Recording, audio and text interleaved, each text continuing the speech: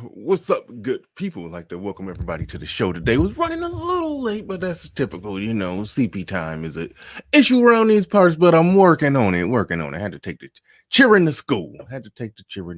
Things happen, but we are here. We are back once again. Got Game Changer will be coming on today. We got an interesting topic for you. I'd like to thank everybody who's coming on in. Make sure you hit the like button on your way in, whether you're watching it live or you're catching the restream. Make sure you're hitting that like button, and let's get ready to go. Let's get it. You know what time it is. And with that said, let's get it.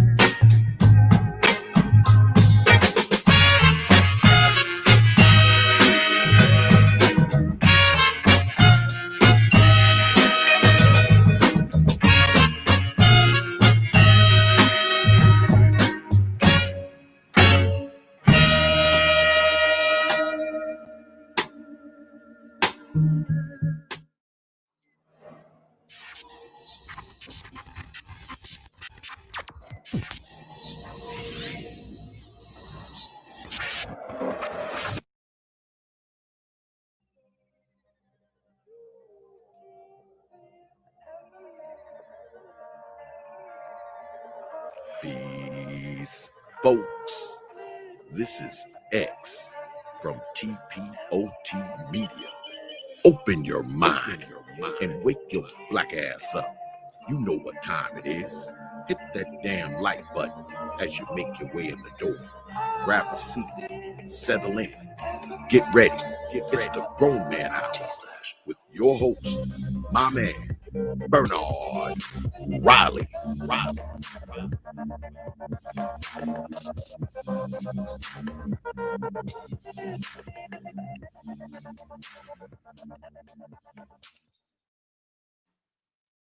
Something special happened today. I got green lights all the way, with no big red sign to stop me, no traffic jam delay. See, I was driving over the moon in my big hot air balloon, floating high into the darkness. I hope I get there soon. There's so many things to do, so many people I need to talk to, and they've all been waiting for me. Well, I gotta make it through. Something special happened today. I got green lights all the way, with no big red sign to stop me, no traffic jam delay. Thank my stars for every green. You have no idea what it means. No, to a man who's always traveling, who's seen the things that I've seen. I don't know what's yet to come. Not sure of anything that I've done really makes that much difference. Well, I hope it has for some. Something special happened today. I got green lights all the way,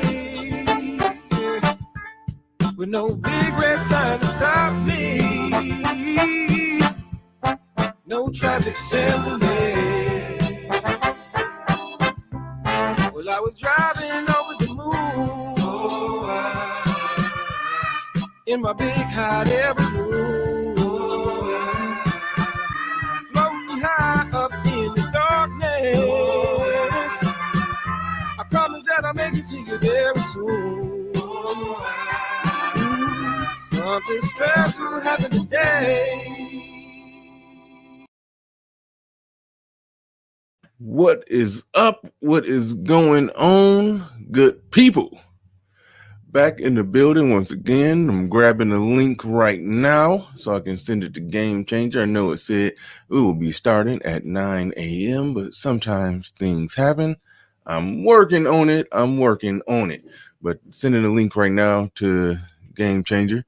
But in the meantime, I'd like to welcome everybody who made it into the building. Like to welcome everybody who made it into the building as we get things started here today. I saw it looked like roughly 60 people in the building, so hit the like button, hit the like button, hit the like button, hit the like button.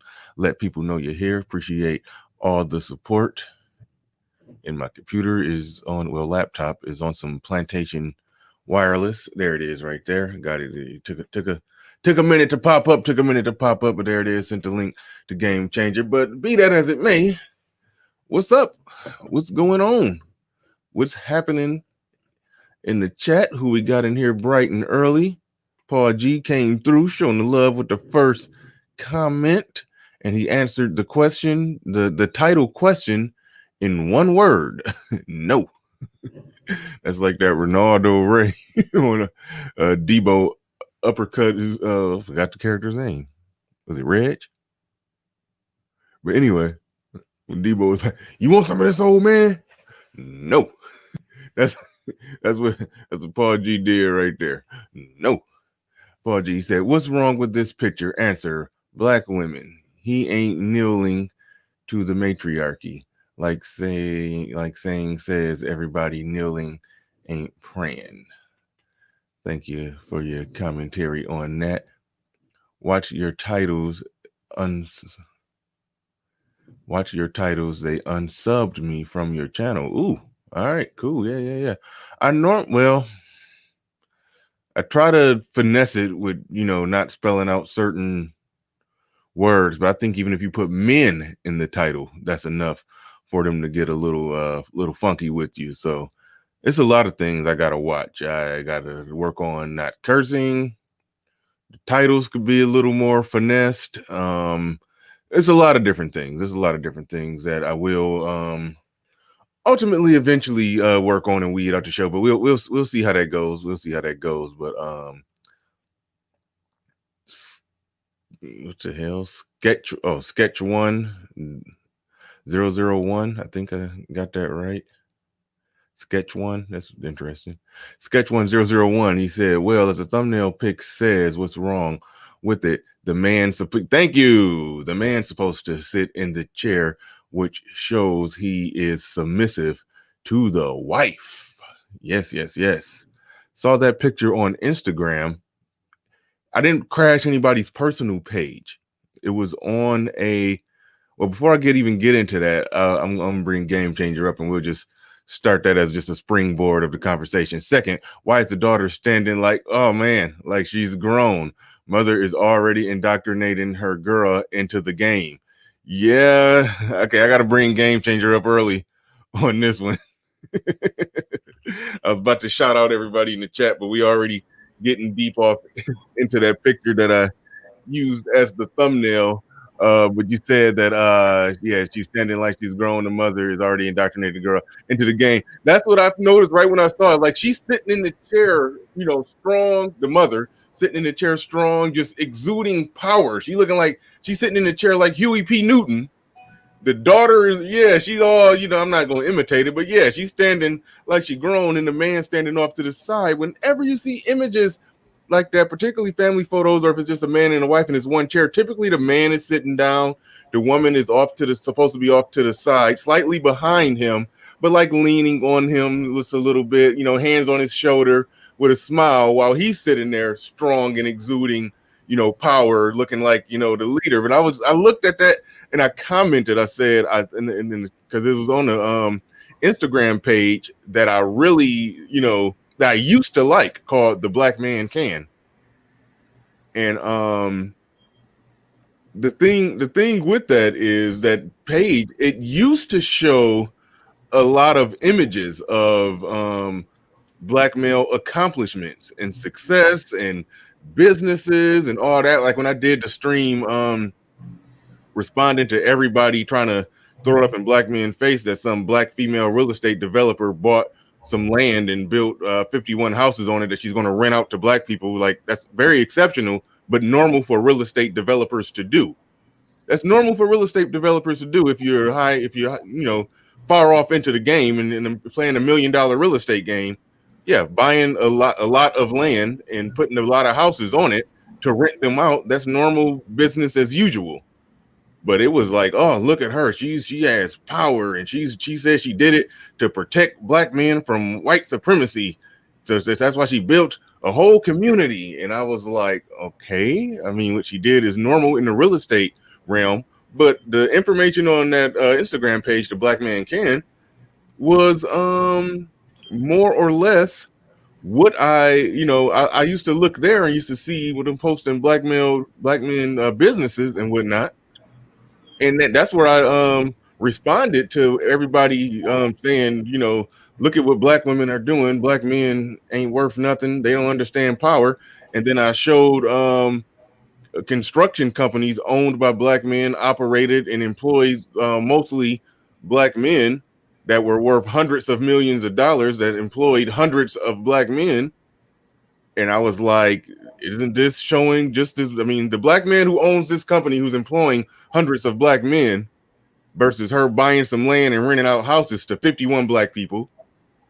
I'm like, but y'all using this to try to throw it in black men's face. But I'm like, no, it's black men doing the same thing. It's just not a parade, bells, whistles, and it's not used to shame black women when black men do something good. So it's just a footnote. But so I highlighted that. But I got the information from the Instagram page, The Black Man Can, because that was back when they used to highlight stuff like that. But now the only thing they show is black men getting dressed up and dancing and doing TikTok challenges with their woman and proposing to their woman and taking pictures that look kind of suspect like that one. And that's why I'm a little disappointed in the Instagram page, because it kind of is going more towards the direction of let's appease and show images that black women want to see. It's turning into a black woman site. I thought about writing the guy who owns the Instagram page just to throw my opinion at him.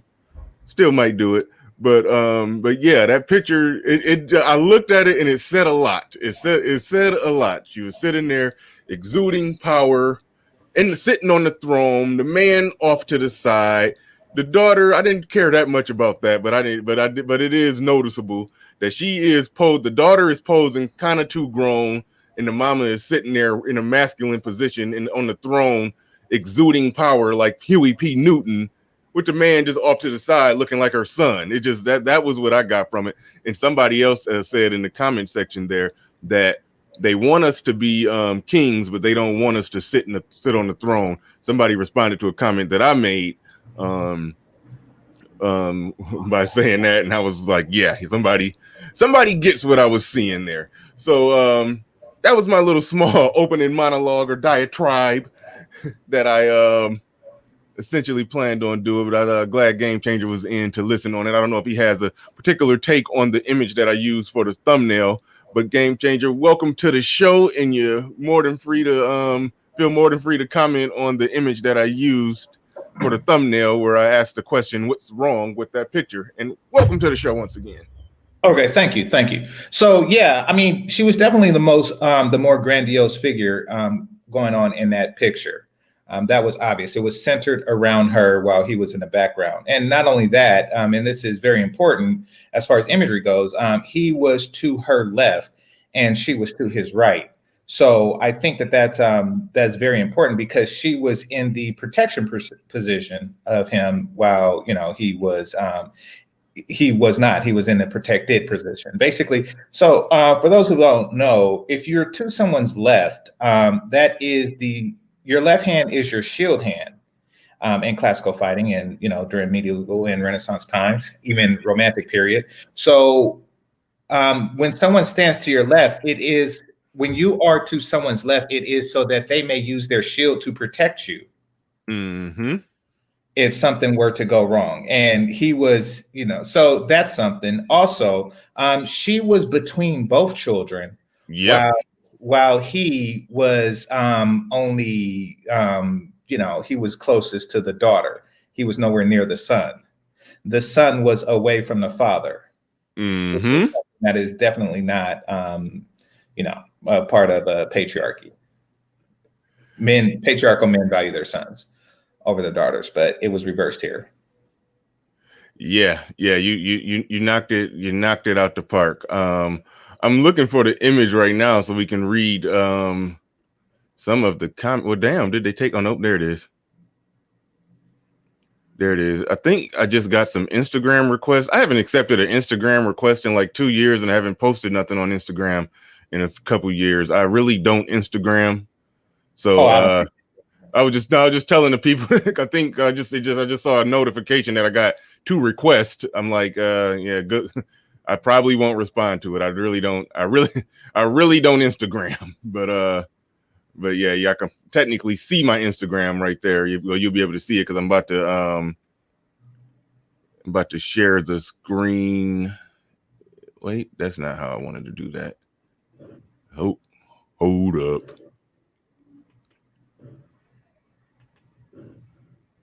All right, let's hopefully see if I could get this right.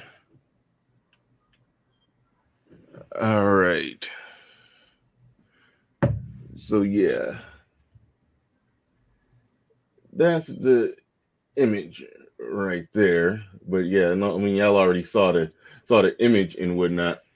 And I just politely said, I think the man should be sitting in the chair. I don't go on people's Instagram page trying to start a firestorm. I got my own platform for when I want to do that. But so I just politely said, I think the man should be sitting in the chair. I thought that was her son. Now, I want to point out a couple other things because Bap said, "What do you mean what do you mean standing like she's grown? That's ridiculous. You wouldn't say that if she was white." Okay, so here's what's meant by standing like she's grown. She has her hand on her hip.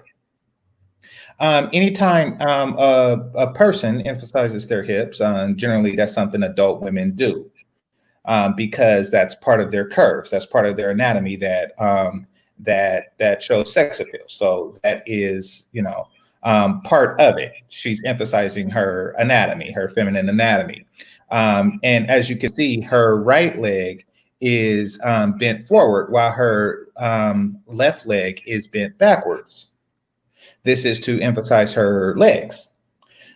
These are things that are subtle sexual things. And that's what is meant by the term standing like a woman. A little girl should not be presenting herself in such a fashion. And I'm pretty sure that would be said no matter what ethnicity she is. Now, let's take a look at the little boy's stance. The boy is in the position, even though his head is forward, his hands are in the position of a BDSM sub. In fact, if you were to look at a old episode of Pimps Up, Hoes Down, his hands is in the position of Shorty's hose. Shorty was a pimp who he had full-size kings on his ring finger, and he made his hose walk behind them, head down, with their hands crossed in the same fashion that he did, that this young man is in. So what Bernard was talking about was the body language of the kids and how one exudes confidence and the other one doesn't. Yeah. I thought you would have an interesting take on this, and you definitely you definitely went there. You definitely went there. But like I said I thought that my comment, I said I thought that was her son for a second. Just at a quick glance, I did honestly, it wasn't even a joke. I honestly thought that was her son when I first looked at it. The only thing that made me snap in and realize that no, that's not her son, because it was an Instagram page called The Black Man Can. So I knew that it had to be bare minimum at least one black man in the picture. So that was like, oh no, that's not her son. That's her husband. But anyway, somebody, like I said, the guy responded by saying they want shit, hold on. This is getting weird. Let's see. They want us to be their kings, but they don't want us on the throne. I said something like, thank you. I was trying to be nice, but that's more or less what the picture is saying. Yeah, he went on to say, it's a beautiful picture, a beautiful family, but it speaks to a deeper conversation that us men need to start having about leadership and cooperation from our women. Then a woman responded by saying, wow, I'm not going to give her tone. She says, wow, I guess our perception is really based on our sex, because my first thought was, it's nice to see a black family picture with a black man standing, she put standing in all caps, as the strong head of the family, ready and able to protect his woman and children, versus her standing like she's guarding him. Men really are from Mars and women are from Venus. So I heard how Game Changer just explained and broke all of that down, but then look at what she's saying, how she's trying to move her way out of it. Go ahead, and you can further respond on her comment, Game Changer. Well, also, I mean, I don't really have much to say on her comment, but look at also his shirt. Look at his shirt. It is see-through, it's sheer. You can see the hair on his chest through his shirt. It's poorly buttoned. This is from the little that we see of his attire, he's a sloppy individual. He's not put together, he's put apart. 3 buttons are unbuttoned, and his collar is unironed, and he did not use starch. Like, basically, he looks like he came straight off of the rack at Ross, and then he just got a shirt and hopped in the picture last minute. Yeah. The same guy that she don't have a ring, and he does. Oh no, you're tripping. I see a ring. Oh, you see a ring on her finger? I can't see it. Yeah. Yep, there it is. Okay, there it is. Okay, cool. Yeah, that's it right there. Yeah, no, They got rings. They married. Oh, dang, look at the look on her face. What? You said look at the look on whose face? The boy face. Look at the look on his face. Oh my goodness. Oh, yeah, you look a little sad. Yeah, look a little sad. See, I didn't even get that deep. I didn't even get that deep. He looks like who? He looks like servitude. Yeah. He looks like, just like some people, like if he were white, his name would be Jeeves. Like, there are certain things that are associated with servitude, and he has the look of it. Yeah, I didn't get that deep in it, but man, that's interesting. That's interesting. Let me get through the comments. The same guy that said they want us to be kings, but they want us to sit on the throne. He said that is one way to look at it, responding to what the woman said, but it is also about body language. It's not just about the positioning. It's about the body language. The body language does not convey any of that in which you mentioned. It's still a beautiful family picture. He went on to say in another comment, here's an example of what I mean. From the position he's standing in, from the position he's standing in, the complete right flank of his family is vulnerable. That's what you were sort of alluding to. Yeah. Game Changer. Vulnerable to danger. He will be not able to protect his whole family from his current stance. The power of protection is in the middle, based on the layout. Yes, this is just a picture at the end of the day, but positioning is everything in life, and where a man stands is where he's choosing to fight and die. The middle is the middle is give him the middle. I think he's trying to say the middle gives him the advantage to do so. And I went on to respond to her saying, and to say, and keep in mind, I'm very nice when I'm in people's Instagram page. If she was standing, because remember she said, hold on, she said, what did she say down here? She said it was better. Okay, he said the black man is standing as a strong head of the family, ready and able to protect his woman and children versus her standing like she's guarding him. That was the part I more so responded to by saying if she was standing, she wouldn't be standing like she's guarding him. She would be standing slightly behind him, leaning with her hand on his shoulder, giving a polite feminine smile, but instead she's in the chair exuding power like Huey P. Newton, more or less what I said here on the show. That should be him. I'm not crying over spilled milk here. Again, we're only talking about optics. If you notice in pastor and pastor wife photos, because I've seen a lot of those because I was in the church for 10 years, the man is always sitting. Well, pastor and pastor wife photos, when there's one chair in the picture, the man is always sitting and the wife is always positioned the way I described. Then it appears that the actual person sitting in the chair responded by saying to the other guy, to keep it simple, the actual chair I'm sitting in is called a queen peacock chair. So as a queen, I was sitting down. And she responded directly to me saying, the chair is called a queen peacock chair. That is why I'm sitting down. I didn't respond. And there was a lot of women responding saying, oh, love it, royalty, gorgeous family, blah, blah, blah. You go, girl. So he's not a king.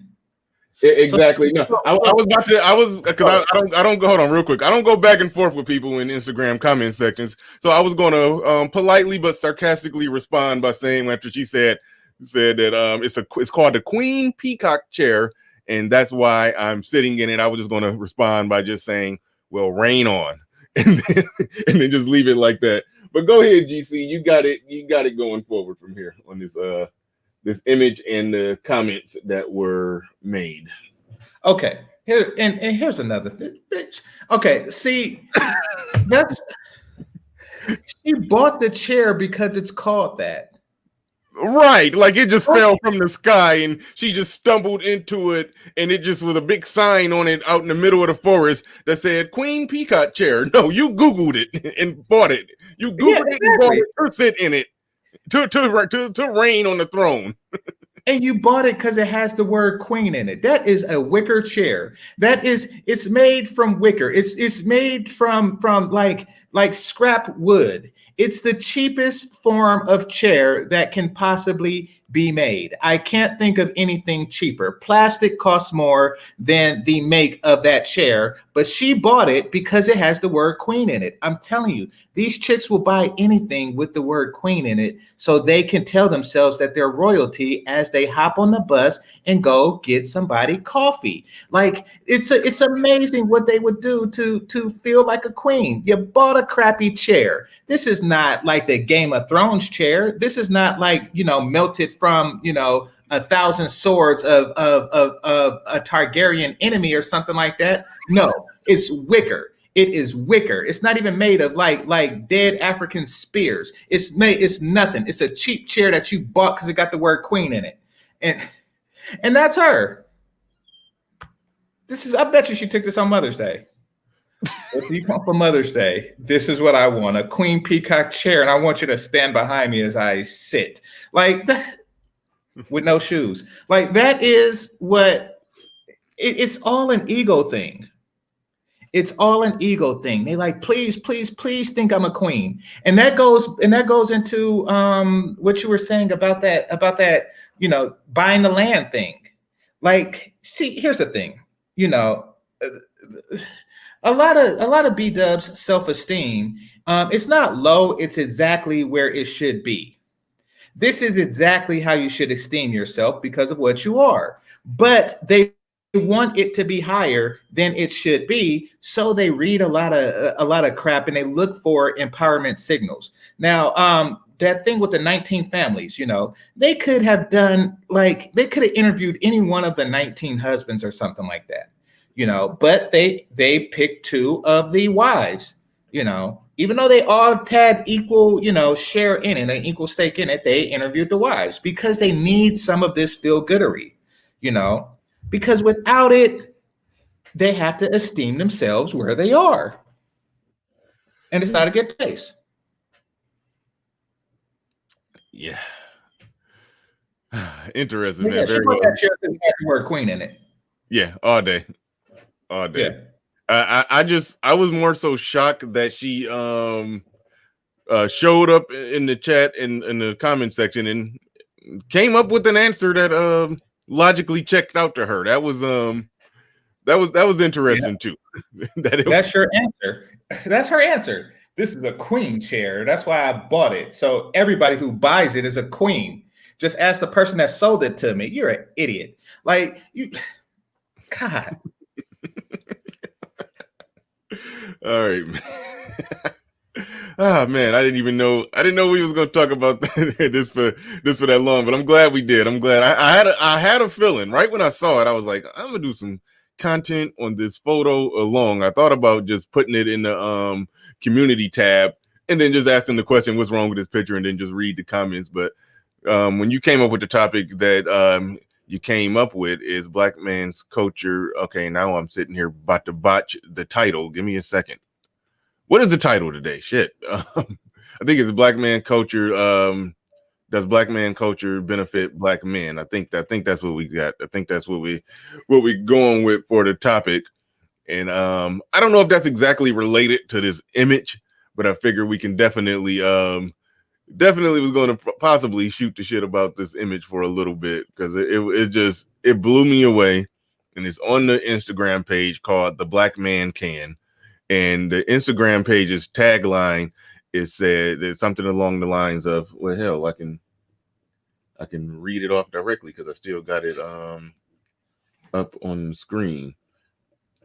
And it says that the Black Man Can Incorporated, an award-winning nonprofit that creates and amplifies stories that showcase what Black men and boys can do. Submit to Black women. And they can. A Black man can stand, next to a Black woman as she sits in a queen peacock chair. Apparently, yeah. Yes, you can do it, fellas. With a lot of hard work. Because you see, he's washing lettuce, and then he'll make assistant manager, and then one day he'll be standing next to the chick in the queen peacock chair. Yeah. And that's when the big bucks roll in. Yeah. And stuff like this, and like this kind of stuff can be cute. A dad taking a picture of his 16th daughter on her 16th birthday with a little tag. If your dad ain't getting the angles like this, throw the whole dad away. It's like, it's little weird. It's so much eyebrow. No, click that again. Look, I've got numb to this damn page. Click on that again. Yeah, I've been following it for a couple years. Is the dad like up his daughter's skirt with it? Oh my God. He is up his daughter's skirt with it. What is he doing? No matter what, he's highlighting her legs. He's getting the angle. Upskirt. He is upskirting. Bernard, he is upskirting his daughter. Oh my God. And that's the title. If your dad ain't getting angles like this, throw the whole dad away. Holy crap. What the hell? Josh, am I tripping? Is the dad upskirting his daughter? Like, you see this is what he's highlighting. He's oh crap. He is, listen, first of all, you heard dad. Oh my, if I have a 16-year-old daughter and I see a man just happen to be laying underneath her skirt like that, without a camera staring, I'll be like, what the fuck are you doing, nigga? Like, or excuse me, what the F are you doing, dude? Like, but he's doing this to his daughter. This is sick. This is sick. This is like reverse Oedipus. This is horrible. Why is he doing this? And who took the regular picture? Which means you have like a healthy-minded person behind the dad on the ground taking a regular picture Oh, I didn't think about that. There's a normal person taking a normal picture with the normal. Yeah, I didn't even think about that. Yeah, who the hell is that person? Oh my crap! This man, he's taking a this is an upskirt picture. This is an upskirt picture. I'm sure he's shooting her face. Then why is he on the ground? You don't need to be on the ground to do it. The person behind him can shoot her face. What, he's trying to highlight her chin? Like, why is he shooting her face from that angle?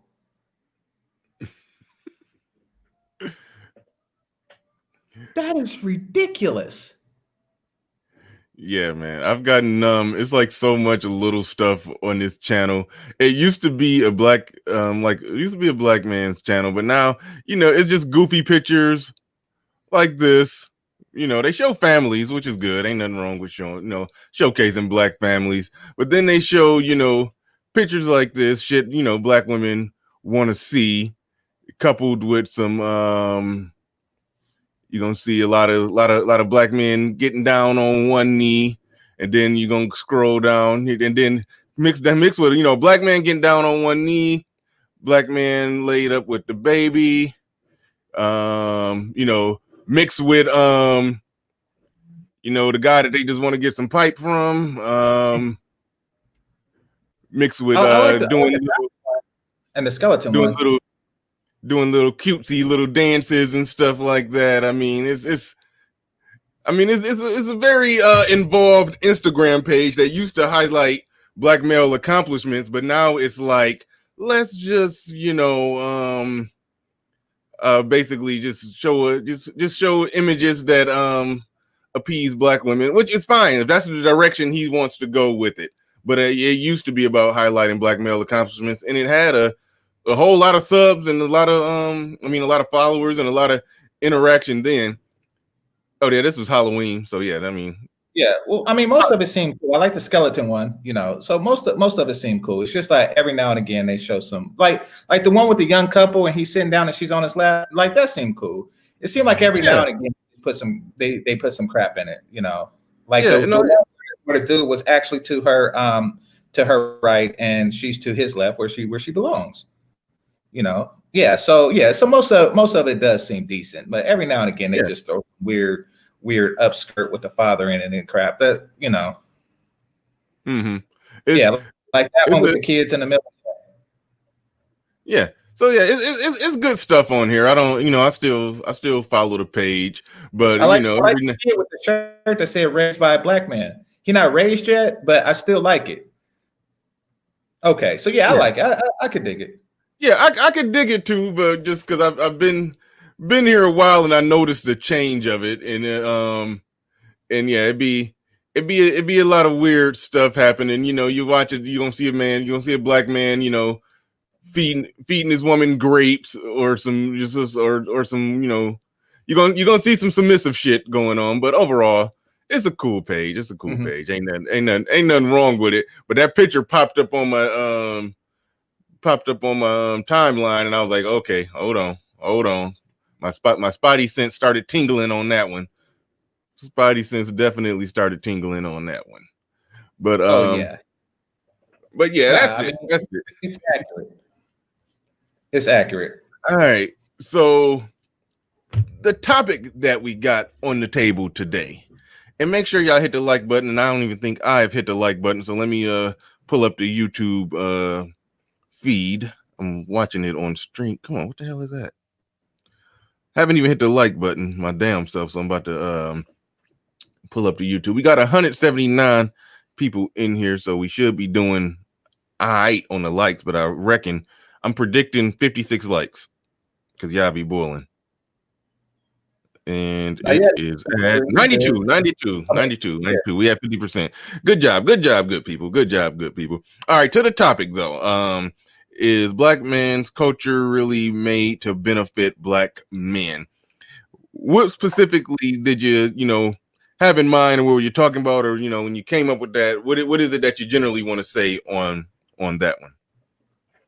Well, I was thinking about that 12-year-old rapper who for whatever strange reason shot a 1-year-old and cried as the judge sentenced him to 7 years. I was thinking that, and then because I was watching some videos on video clips on him, and he was always showing off guns, doing his Crip stuff, and everything else, basically just showing how hard he is. But really, he's just a little kid. So, and he knows it, and he's a scared little kid. He's not particularly tough, but he's doing this to impress who I don't know. I didn't know at the time until I researched further and noticed that his mother was highly impressed by that lifestyle. And she was a very young mother when she had him, and she still has that mentality. So basically, what I've come to conclude is a lot of our culture, a lot of what we do is to impress the women in our lives. And that's why I want to make this video. Now, you think about like a stereotype, and sometimes they're accurate, they don't just come out of nowhere, of a Black man. I wrote down some things that are stereotypical as it relates to Black men. And I want for you in the audience to pick out the thing that is not to a woman's benefit. Okay, so Black men can sing, Black men can dance, Black men are athletic, Black men fight, without question. Black men love their mother. Black men spend a high percentage of their money on their woman. Black men are well groomed. Black men understand fashion. Black boy have bad boy appeal. Black men live and die by the PUZZY. Can we name something that's stereotypical about Black men that isn't to appeal to women?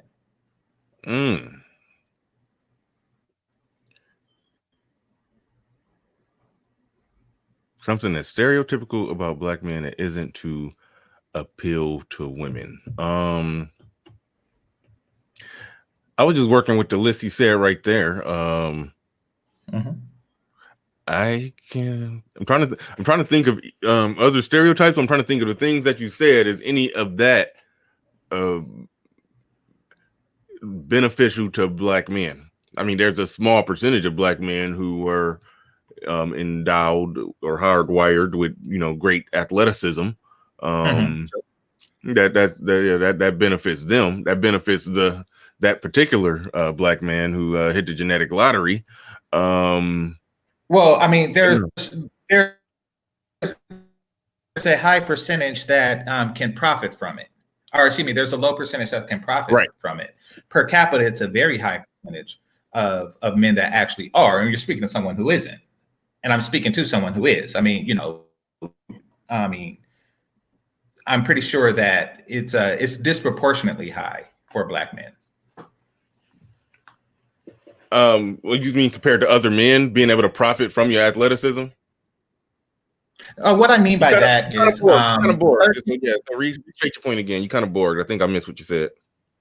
Okay, so what I'm saying is that we're 13% of the population and like 80% of the NBA and the NFL. Something like that does not happen in a vacuum. There has to be, a cultural connection to such things. Right.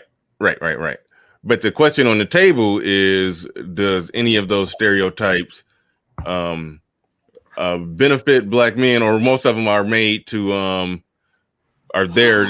Most of the stereotypes appease Black women. That's the question or the statement that's on the table, right?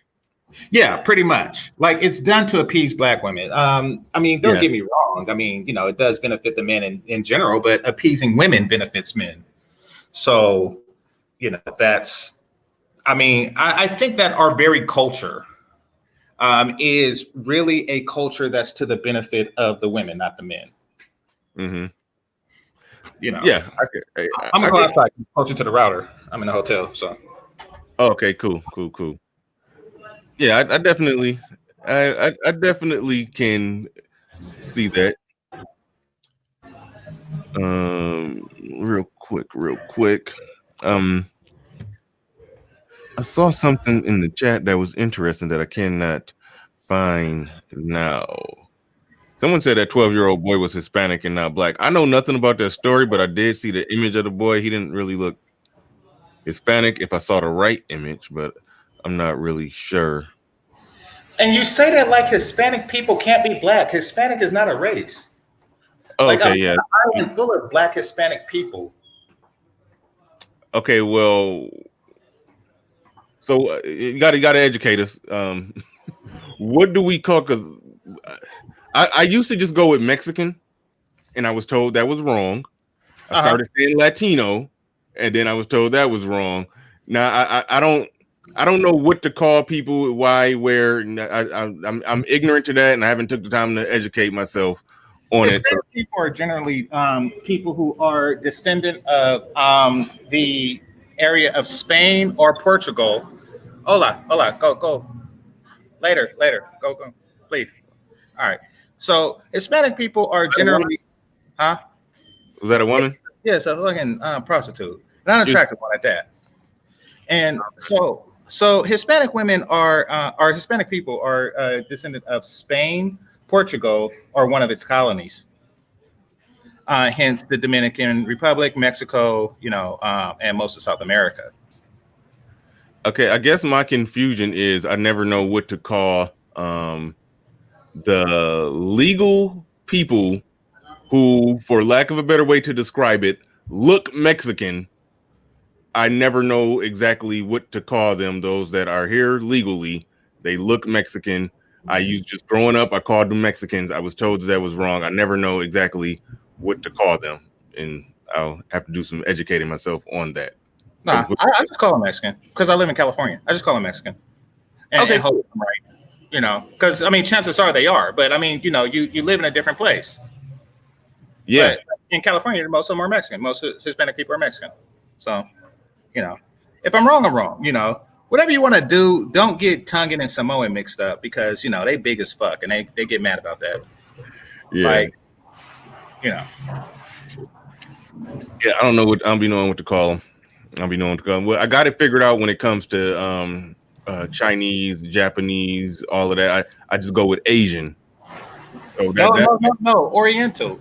And you see, that's another thing. That's these. God, swimming loud. That's these white liberals. You see, here's the thing. There's nothing wrong with the term Oriental. Nothing at all. It just means that you're from the Orient.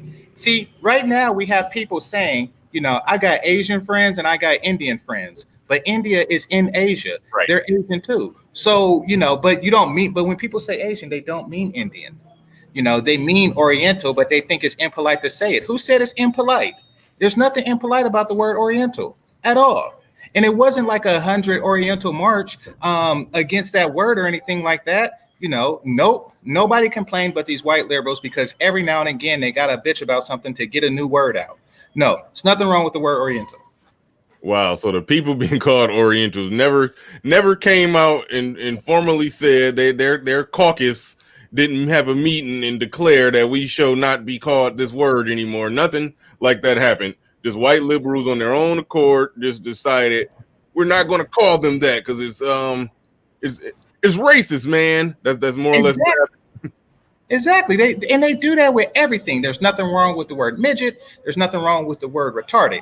But they every now and again they just keep coming with new crap and the new stuff sound worse than the old. Yeah, Little people sound worse. Yeah, no, I was just about to say little people sound worse, but midgets did come out and say they don't like midget, but they replaced. Did not. I heard a midget say that. It was a stand-up comedian. No, who was the midget Luther King? Who led the Million Midget March?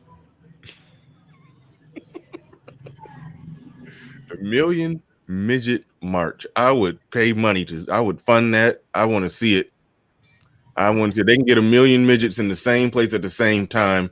God damn it. I support that movement. I would love to see that. I'd go just to boost my confidence.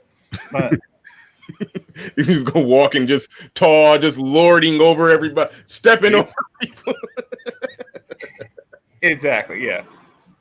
All right. let's try to get back on topic.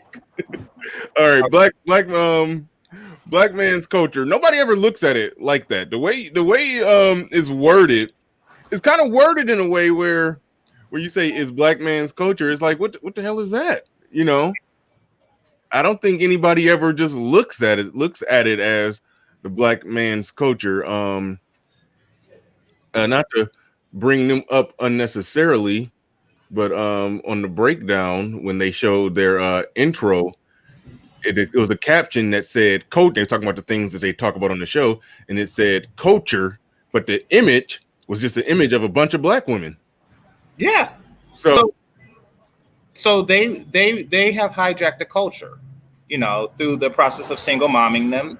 They have hijacked the culture, and that's why I brought up the young boy, because he was made in his mother's um, image of masculinity, basically. She put that onto him, and now he is a byproduct of his culture. Had he been raised in a different way, he would have been something different. But instead, he's a baby shooting jackass that cried when he went to prison or juvenile hall. That's what he is. He reminds me of what's that kid name um on The Wire, the one that was Weebay's son. And I couldn't tell you. you didn't watch The Wire? I watched season 1. Oh yeah, yeah. This is like season 4. But anyway, his father was a gangster, and his mother was on some weird crap, and she was fat. Name it. Thank you. You asked me when you said you didn't watch The Wire. You said that as if us continuing this interview was contingent upon like whether or not I watched the like if I said no, I ain't never watched The Wire, you was like, all right, I'm through with this nigga.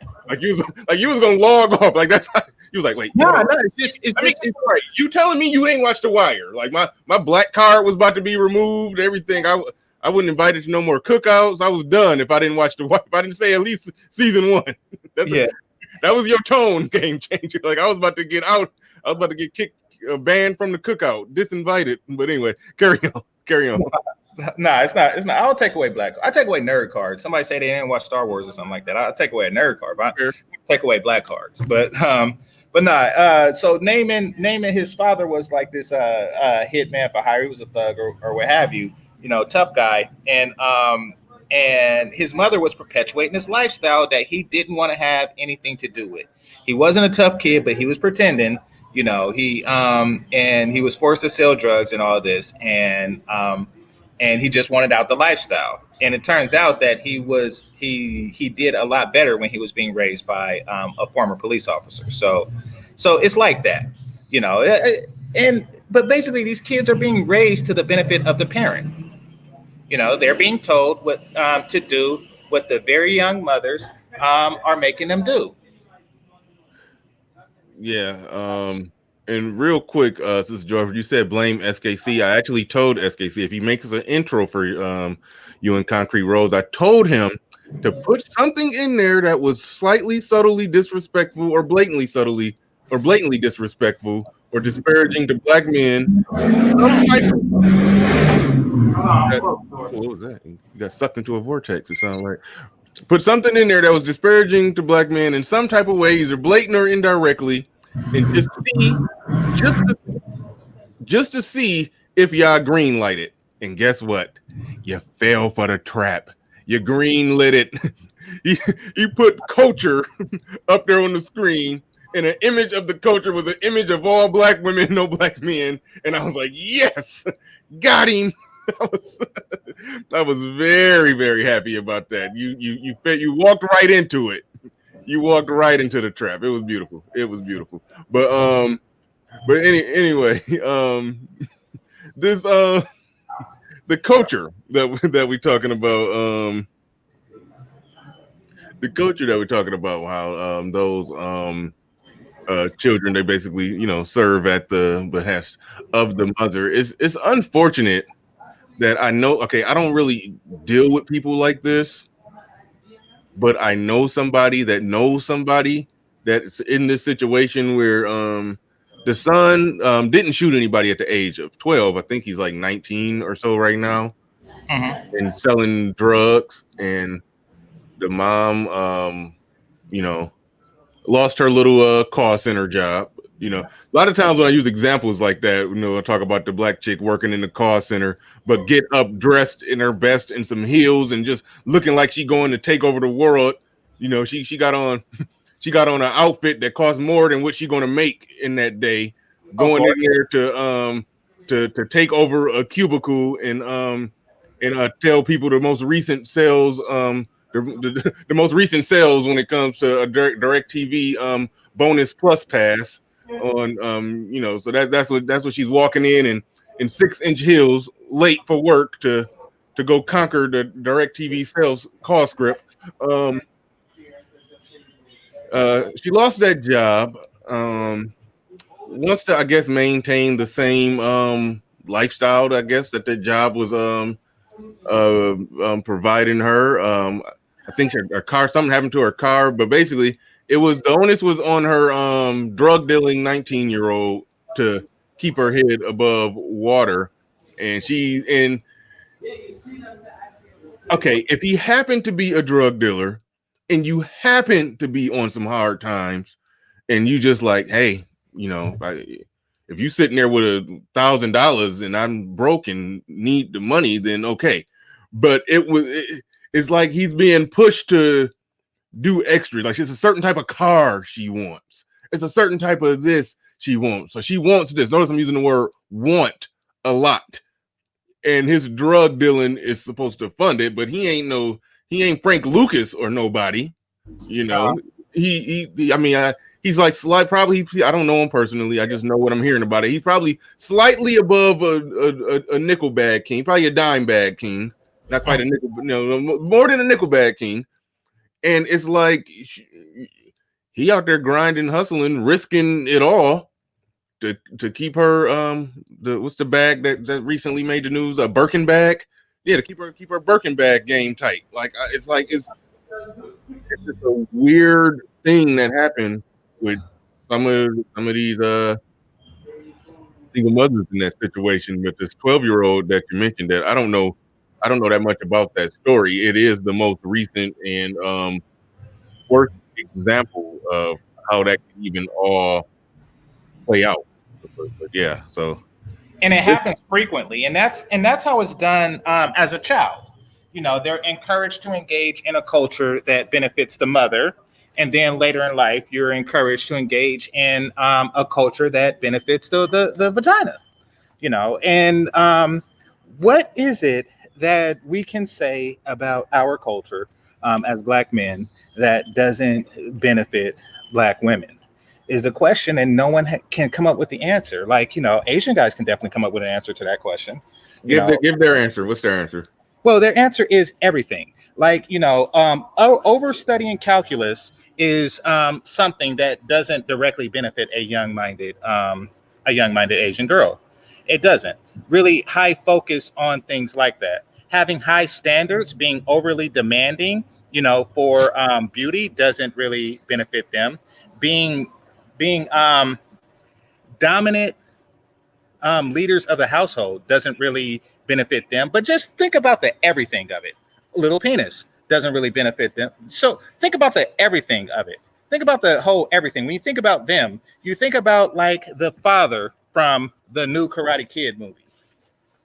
You think about that guy who always has like a serious, stern look on his face, or that father from Aquila and the Bee who say stuff like, no, my son cannot come out and play. He must practice for the spelling bee. You think about somebody like that, somebody who's just no fun. That's what you think about, but that's okay. And he don't give a damn what you think. Why? Because, he has a little penis and he don't have to put up with that shit. And that's what I want Black men to do. You don't have to do something just because they like it. Do some things that you want to do.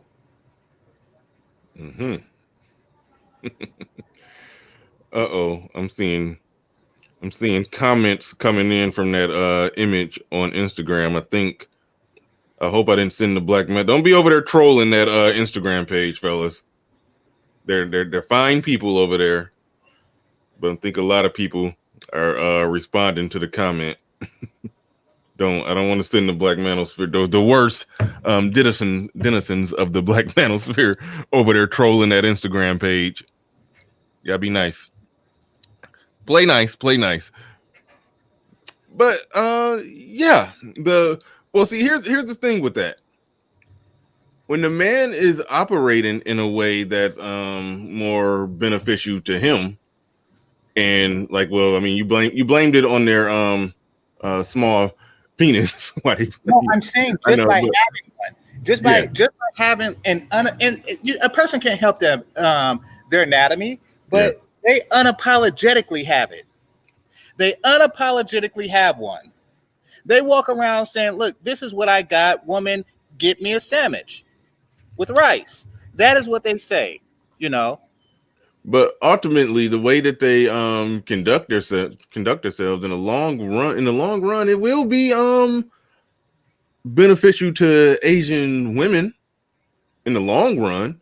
true. Because they're going to they end up with more men, and it gets controversial when I talk about well, I'm not going to get into that. They end up with men who score really really high on entrance exams or SATs or this or that, and then and they write on the crash course for a high paying STEM job, so that woman who it'll ultimately in the long run benefit her. And that's something that I think black people generally don't understand. I'm gonna But see, that's because the men are determining what benefits. So at a young age, the women are saying what they want, and the men are saying this is what you need, and I'm going to give you what you need as opposed to what you claim to want. That's true leadership and dominance. What we're doing is we're giving them what they tell us to give them. It's kind of like if the kids lead the parents. okay, you say we giving them what they're telling us, but okay, well the black women are not exactly saying they don't want a man with money. So what do you mean by that? We're giving them what they're telling us that they want. They say they all women want a man with money. They want a man with money to spend it on them. And however, they don't want a man to go through the process of getting money if that process is unappealing to them. Meaning that they don't want a med student, but they want a doctor. It's like, okay, but I have to first be a med student in order to do that, which means that, it's not going to be as fun sometimes, which means that I have to prioritize something over you and your vagina. Right on. Like going to a college basketball game is a lot more fun than, sitting at home and with flashcards helping your boyfriend study. It is. And the reason why black men choose one over the other is to service black women's immediate needs or, immediate desires. But right. As far as wanting men with money, you see, here's the thing. Here's what it doesn't really matter. Okay, it is better for them to have a 30K dude spend 90% of his monies on her than it is for a 300K dude to spend 5% of his monies on her. And that's what normally winds up happening. They don't like that scenario. So what's the point in having a 300K dude if he's only spending X amount on you? Is the question. So yeah, they want the money, but they want the money to be spent on them. Right on. Let's see. The RX in the building says, "Greetings, Bernard. Hope you're having a good day. Game Changer is serious about those sandwiches." Yeah. Yeah, very, very, very serious about the sandwich. That's serious business. Don't take it lightly. Do not take the sandwich game lightly. But when you look at the culture of highly successful peoples, like God's Chosen, for example, there's nothing beneficial about. There's nothing that tickles the fancy of a young woman about a guy who is reputedly cheap, reputedly can't dance, and hyper focused on academics. There isn't. And I'm talking about God's Chosen. as well as the Orientals and other Asiatic people like Indians and stuff. Who's God's chosen? Oh, never mind. I got it. I got you. I got it. Yeah. I think some people say J people to try not to trigger the algorithm. That's what you're talking about. Yeah, that's what I'm talking about. J people. Yeah. Yeah. Okay, gotcha.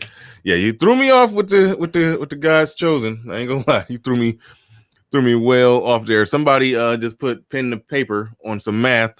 Somebody did some quick maths over here. Said 30K at 90% equals 27K. 300K at 5% equals 15K. They wouldn't be good gold diggers if they weren't. Exactly. And unfortunately, that is part of Black culture, spending a lot of percentage of our income on PUZZY and then saying we're not tricking. That is what we do. It's not the smartest thing in the world to do, but it is. If you are, you'll have like a bunch of cars and a bunch of shiny crap to impress. This shows that you spend a high percentage of what you do. And if you are 30K or 60K, or if you're just like if you're just a hardworking brother who makes average or below average income, you still spend a higher percent on shoes, clothes, cars, et cetera, just to impress. Where other groups don't do that. Now, what that says to them is once you're with them, you'll spend closer to that 90%. To where if you on some Mark Zuckerberg stuff, that won't be the case. Now, even though in his case that 5% may be more, but Aaron B, you telling me you get where I got the quick maths from? Quick maths. I say little stuff like that, not knowing. Yeah, you said Big Shaq. I say little stuff like that, thinking that maybe only 5% of the audience is going to get it. The other 95 not going to know what I'm talking about, but the 5% going to get a damn good laugh. That was that. I've been saying quick maths for a while. Somebody finally acknowledged that they knew what I was talking about or where I got quick maths from. But so yeah, shout out to Aaron B for catching that one. So damn. Yeah. Oh, go ahead. I was just saying it's a harsh realization to know that everything that Black men are known for is really based strongly on impressing women, and not just Black women of any race. Really, like, I mean, it was made by Black women, but an unfortunate side effect is that it started to affect impress other races. Huh. That part is interesting right there. You mentioned you mentioned tricking or shaming somebody about tricking. There was a recent dust up about tricking from Platinum Elite. I don't know how recent that was. I don't know if it was an old clip that somebody unearthed and pulled up when Platinum Elite had a dust up with Tommy Sotomayor. I think a lot of people saw that once people started replaying it about tricking. I know that you hopped on MOT's panel afterwards. I actually fell asleep by then, so I didn't really get to hear your take on that dust up. But I'm just curious. What was your overall take on that? It was brutal. It like Tommy just went in on Platinum Elite. Yeah, check it out on MOT's panel or on Tommy's panel if you can find it there. But yeah, it's hard to find it on Tommy's. Yeah, because he does he has a lot of content. He got 1,000 channels with 24-hour coverage going on. It'd be hard to find it. But. Yeah. But so what I gathered from what was going on there was that Platinum Elite was attempting to protect a culture that caters to Black women, and he wants to preserve, but doesn't really benefit Black men. So he wants to preserve that culture indefinitely. Yeah. So yeah, and that's another example. That would be another example. Don't trick. And in the dust up, when he was saying Black men don't trick. So basically, he was making this specifically a black thing. Like this is something that black guys don't do. And once again, buying sex doesn't benefit a woman who is looking to sell it to you at 90% of your 30K. It doesn't, you know.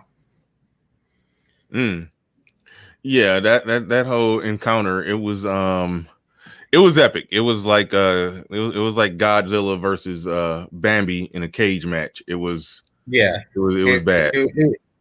I mean, so for those of you who didn't see it, just imagine like a donkey show, but the donkey has hands.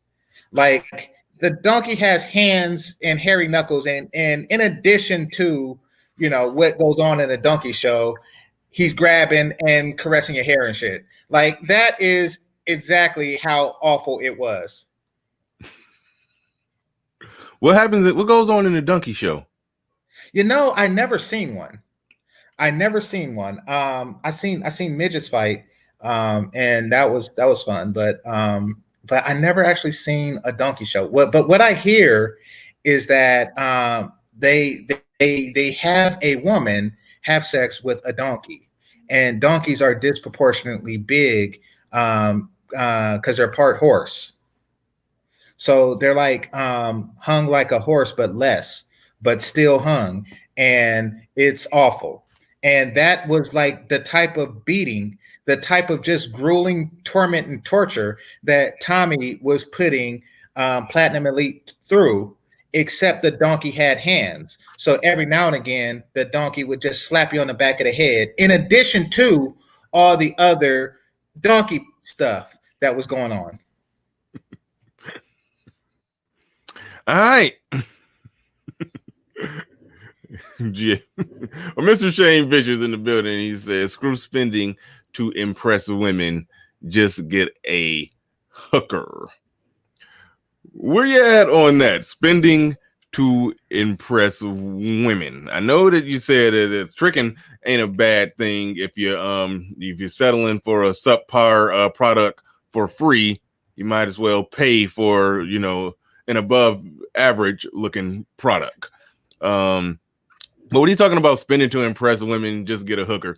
What's your overall thoughts on how he, worded that, put that together, spending to impress women? Well, spending to impress women is really just presenting yourself as I spend a high percentage of my income to gain access to women. And women read that as he spends a high percentage of his income on women in general. So that's basically the message that you're trying to present to them. And that's why guys make it rain and stuff like that. And, I've never understood that. Now, keep in mind, I've been to the strip club before. I was over 30 the first time I ever stepped foot in the strip club. So, I mean, it's clearly not my thing. It was one moment where I kind of, had a little thing for going, but that didn't last long. That just lasted a few months. I just kind of, was just experiment, trying to just get, let me just try and get the full strip club experience, so for like a 3-month period, I would periodically go, but I was like, nah, this ain't me. This ain't, I don't get too much out of this. I mean, like to look at naked women, but I mean, it ain't nothing that I just want to, just be in there, just going to do, I'd rather, it's rare to get pussy at a strip club. I'd rather, go to the regular club and try to, meet someone who I'm eventually going to end up having sex with. But anyway, I never understood the concept of making it rain at a strip club and throwing money in the air at a strip club. One, it's not a regular club, which means it's not regular women in there, which means you're not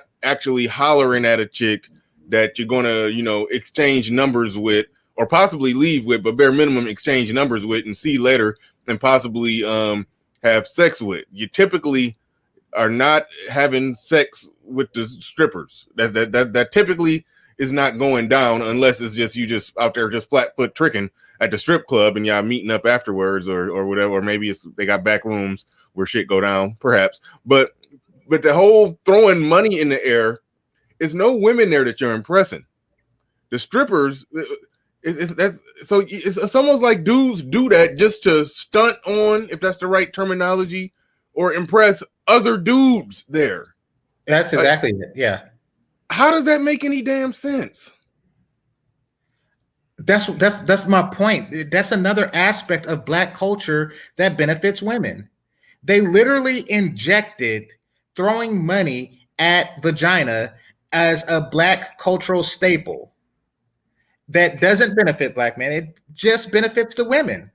It doesn't have to make sense. It's our culture, and yeah, it's a weird form of masculinity, but it's masculinity defined by the women. Like masculinity is defined by you giving me money for nothing. And you see, that's why women are against flatfoot prostitution or tricking, because it takes away from the guys who make it rain, the guys who pay for nothing. You know, Ah, I see. Yeah, that makes sense. Melody in the building with a super chat. I ain't seen you in here in a while, Melody. Whenever you come up missing for like 3, 4, 5 days, I just assume you got flued out by somebody. You know, you be coming up missing. Welcome back. You must have made it back from your little trip. Somebody in the manosphere flew you out. You ain't got to talk about it. But whenever you come up missing, that's the story. You got flued out by somebody. But anyway, carry on. I asked her to meet me here, but apparently, yeah. All right, that's funny.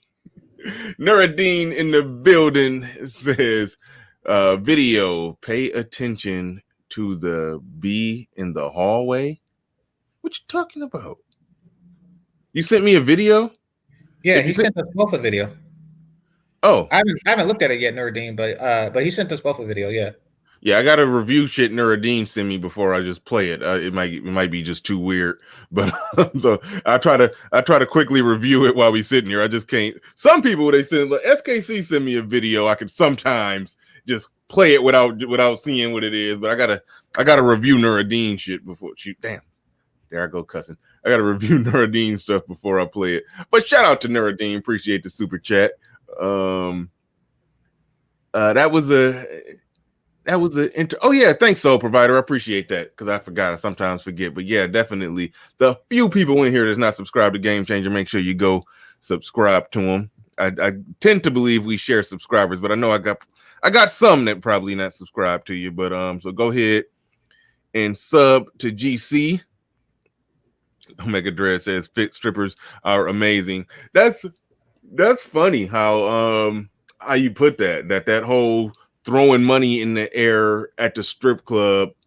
You're not really impressing women. You're there. You just impressing other men. It's like it's a weird display of, I guess, some type in some convoluted way, some masculine chest beating pissing match over who can throw the most money in the air, even though you technically not getting any benefit from it. I mean, the chick that was already clapping her butt cheeks in the vicinity of you is going to clap her butt cheeks a little closer to you. That's about the net gain of throwing $1,000 in the air at a strip club or Exactly.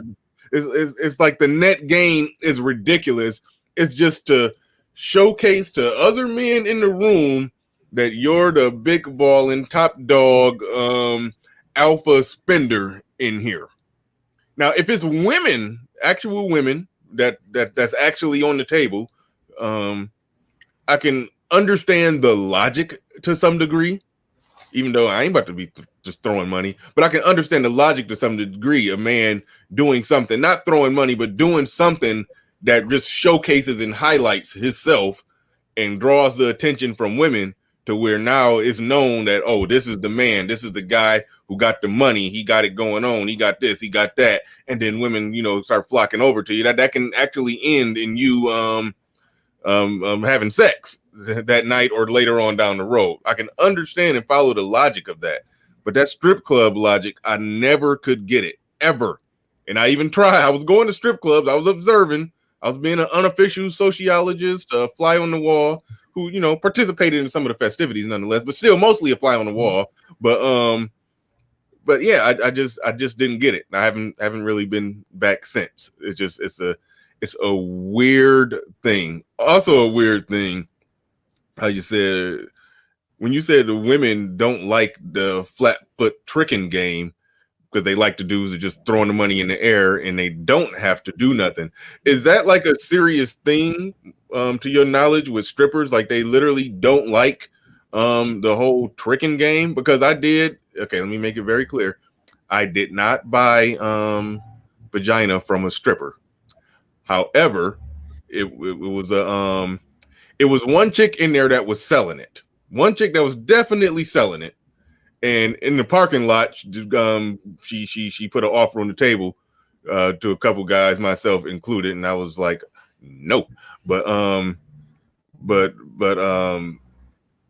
but is that a thing to your knowledge among strippers where most of them don't like the flat foot tricking game because that's taken away from their clapping their butt cheeks for ones, fives, tens, and occasionally 20s, and on a lucky night maybe 100. Is that like a serious thing with strippers? Like they're anti prostitution? Is that like a thing? Unless they are one. So I've dated three. Only one of whom actually was one at some point in her life. And I can tell you, at least not from the other two that I dated, but from what they say from others, that strippers in general, in my own personal experience going to a strip club, strippers in general don't like any relationships where a man's penis goes into a woman's vagina because it affects their. First of all, they don't make that much money. The amount of money that they make is a myth. It's a myth. Like when if people are picturing, somebody making thousands of dollars a night, it just doesn't happen. There's real quick, hold your thought. When I was a fly on the wall doing my unofficial being an unofficial sociologist or at the strip club, what I noticed, it was some chicks. I used to just sit back, lay in a cut, and kind of just watch. Some chicks wasn't really making no money. That was exactly a fascinating part. That I was like, I sat there for for long enough to really gauge who was making money and who wasn't. And what I noticed is normally 1, 2, or 3 women who really making a lot of money. It's normally like that's what I know. It was one chick who, like, man, she just knew how to she knew how to work that damn room, because there was a type of strip club where you go in the back for your lap dance. They didn't just do it right then and there. It was one of the ones, I think it was one of the totally nude ones. I'm not 100%. Yeah, it was. Yeah, it's weird how some of them I'm not even going to get into that because it's hard to have that conversation without saying too much that trigger the algorithm. But anyway, I would watch her, how she would do her little on stage thing, and anybody who tipped her when she was on stage, she would make sure she make the rounds and try to get them in the back for a lap dance. So she would line up her lap dances, get this guy in the back for one, get this. It was $20 for a lap dance, so she just boom, this guy, that guy, that. So I would see her make like 20 times, I don't know, 7 or so guys. I mean, she was the baddest chick in the strip club. So take that 20 times, 7 or 8 or however many guys. And then by the time she got done making those rounds, sort of a new crowd of guys came in. She would get back on stage and then start working the new guys that was in the crowd while she was on stage to get them to tip her while she was on stage and get back off stage, and then go make her rounds again and try to get 7 or 8 more guys back in the back for a lap dance, which she would succeed in doing. And that whole process would, could very well take roughly, 30 minutes to, 30 to 45 minutes, however long. And then now she's being called back to go on stage again. And then by then there's a new crop of guys in there that she's, trying to wash, rinse, and repeat. And I sat there and watched her like, damn, she just cleaned up like, $500 easy in this little time that I was sitting here. And that's not even, I'm just counting the $20 lap dances, not counting whatever she got on the stage. So I could see how she was, how on a long night, I could see how she was making $1,000 a night. But a lot of them other chicks, man, if they came out with $40, $80 maybe, I was like, I'd be impressed if some of them even made $80. They cleared 100, I would be impressed. But so they all ain't making good money in there. Because I noticed with the time that I was I can't say that for sure if I saw some people quit because they wasn't making any money. But it was somebody who I saw start right around the time I started coming.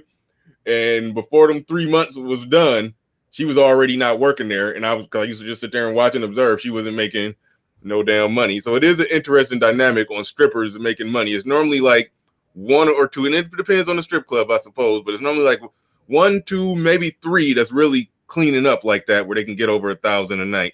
But right. Go ahead. I cut you off. Go ahead. Finish. Oh no! You're saying what I was gonna say. They have the alpha female that makes all the money at the club, and maybe it's 2 or 3, like you said, but the rest don't really make any. It's fun because yeah, they all had day jobs. Like the ones that they all had day jobs. So it's not really just like you're not gonna pay your bills on it unless you're that chick. And I never dated that chick. Actually, I haven't been in like over 10 years. I went with my dad, and I'm going on 10 my damn self. Well, yeah.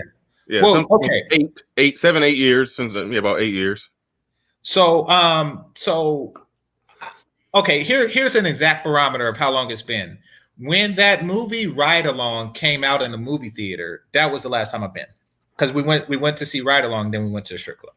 And but yeah, it's so they have the alpha female, and they and she's the one that make all the money. And the other ones are just going around asking for drinks and are just hoping to get a few dollars here or there. And I last went to an American strip club before Uber and stuff like that, before they had like jobs that probably because these girls would literally make more money being Uber drivers or what have you, So before these were things, that's what they were doing. God damn it. All right, hold on. Right here. That sounds like a baby. I don't know what that is. Yeah, I thought I heard a baby. No, it's probably somebody. No, yeah, it's a local asshole. Like, I don't like when people video call without regular calling. I just don't like that, so I'm gonna ignore it. But what was I saying? Oh yeah. So and another thing about it is they just don't like relationships in general. They don't like the actual sex of it. Like if guys have girlfriends and stuff, and they look at them, and this isn't how they behave in the club. This is how they behave outside of it. Outside of it, happy, healthy relationships is a boon to what they do. Don't ignore the baby. It's not my baby. All right, who is this? Let me cover the camera lens because I don't want to look at it because I want people to just call and look at me. Oh, the person who called got a baby? No. Oh, no, there's just a bunch of kids in the background. Hold on, let me see. Okay. I thought had a bunch of flat backing single mothers over there that couldn't find a babysitter. No, it's nobody. It's nobody here. Who is this? Okay. Oh, okay. So this chick, right? So this is a local chick. She had the audacity to call me because we was kicking it last night, eating pizza and shit, right? And then she leaves the courtroom area, and at around like 6:10 or something like that. And I'm like, okay, that's fine. So she walks away, and then the police picks her up for curfew, because curfew on the weekend here is 7 p.m. right? And if you are caught out at 7 p.m., then you damn right I'll smash a single mother. Well, while you're taking that little brief break, it's 3 things I need to address. One, Sister George says, thank you, Game Changer, for bringing some life to the show this morning. Life to a show. Your show been damn near dead ever since I publicly spanked you in that debate on the Prophet of Thought series. So don't talk about bringing life to the show, and your shit damn near on life support after I publicly spanked that ass. Melody in the building with a super chat says, I used to strip at a strip club. That says bartend. It says bartend. Okay, I thought it said strip. Okay, yeah. I used to strip at I used to bartend at a strip club. That's what we're gonna say. Okay, she used to bartend at a strip club. They make good money, but so did I. But did they all make good money? Now, I do know somebody who did used to wait tables at a strip, but that was the first time I went to a strip club. It was in Texas, and that was a live popping ass strip club. That's not the one that I made my assessment on. I made my assessment on a little local strip club around here where I'm at. It was a local Deja Vu. That's where I made my assessment at. But at that strip club that I went to in Texas, I forgot what it was called. But it was Well, you know what it is? I think that there are some places that are just strip club places. Like I think Miami is a strip club place, which I haven't been to a Miami strip club, but you just hear legends of it. Atlanta, I think some places are just strip club places where that's like the center of the culture, and a woman can make a lot of money there. But yeah, I think that you just don't live in one of those places. All right. And also my rule is I don't allow any disrespect of my guests, but if it's funny, I gotta highlight it. She said, but not Riley the Game Changer butter, baby. An easy bake oven. Goddamn. That's funny. The stove jokes are funny. I allow the stove jokes. Go ahead. Yeah, I ain't tripping. But no, I don't think she has kids. So she's get this, right? So we had some pizza, and then she left and she got picked up for curfew violation, or what have you. And then she calls me yesterday saying I got picked up by the police, and then she's blaming me, and she probably was calling now to bitch on me to bitch about it on video. Fuck you. You got free pizza. I owe you nothing. Well, damn. No, because she sent me earlier. She sent me a message saying, if I would have asked to sleep there, you probably would have said no. I was like, well, if you would have left earlier, this is not my fault. Yeah, you got you going through a little more drama than what you should be going through on your vacation, man. You got to. I agree. You to block her ass right now. I agree. This is not my concern. You got free pizza. Yeah. Did you smash though? Did you smash? No, I didn't smash. Okay. Yeah, that's him. Yeah, you definitely. Yeah, go on and block that. Go on and block that. You ain't smash and she calling to argue. That's a no-go. That's a no-go. Well, she might be. She says, I really want to interview Game Changer. Would you be interested in going on the Broke Down Woman's perspective to do an interview with them over there? Yeah, I interview. Okay, yeah, that should be interesting. So I've been trying to get some of the local females to do a show with me here, and they don't want to do it. I did a couple with some fellas, but the females don't want to do it because something. What I've come to realize is that their life outside. So I think that they go back home and pretend like they never interact with tourists ever. So yeah, I'm starting to get that impression, which is fine to have a life separate from a sex life. It means that they have shame. It means that you won't catch them out slut walking and stuff like that because they don't want to embarrass their family.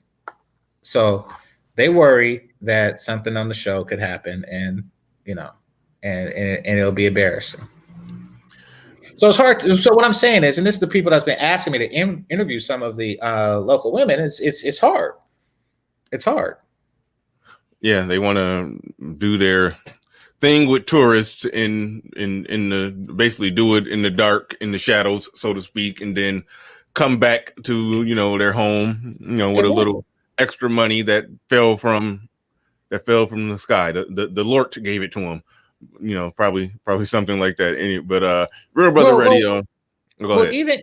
Even the ones who aren't prostitutes, the whole point, the whole thing, because you got to realize you're black men and these are Dominican men. It's not like you're offering them something physically that they can't get from their own men. what you are offering, besides money, in the case of those who are paying money, but what you are offering them is you they can do stuff with you and not affect their reputation. Yeah. You see, it's a small island. If they do something with Marco, I'm just throwing a name out there. I'm just throwing a Latin name out there. If they do something with Marco, then it could spread. Their reputation can be tarnished, making it harder for them to marry. But if they do something with Game Changer and he leaves and he don't speak Spanish, then their reputation isn't affected. So the whole point in being with a tourist, outside the money, if that's a factor, is, and even if money is a factor, is the secrecy of it. It's the secrecy. Mm-hmm. Real Brother Radio in the building says someone impersonating me. Bernard Riley loves it because they can't deal in reality or truth. They're cowards. Hashtag RBRN. I have no clue what you're talking about. I do an impersonation of you every now and then, but I don't know what they got to do with me loving it because they can't deal with reality or truth.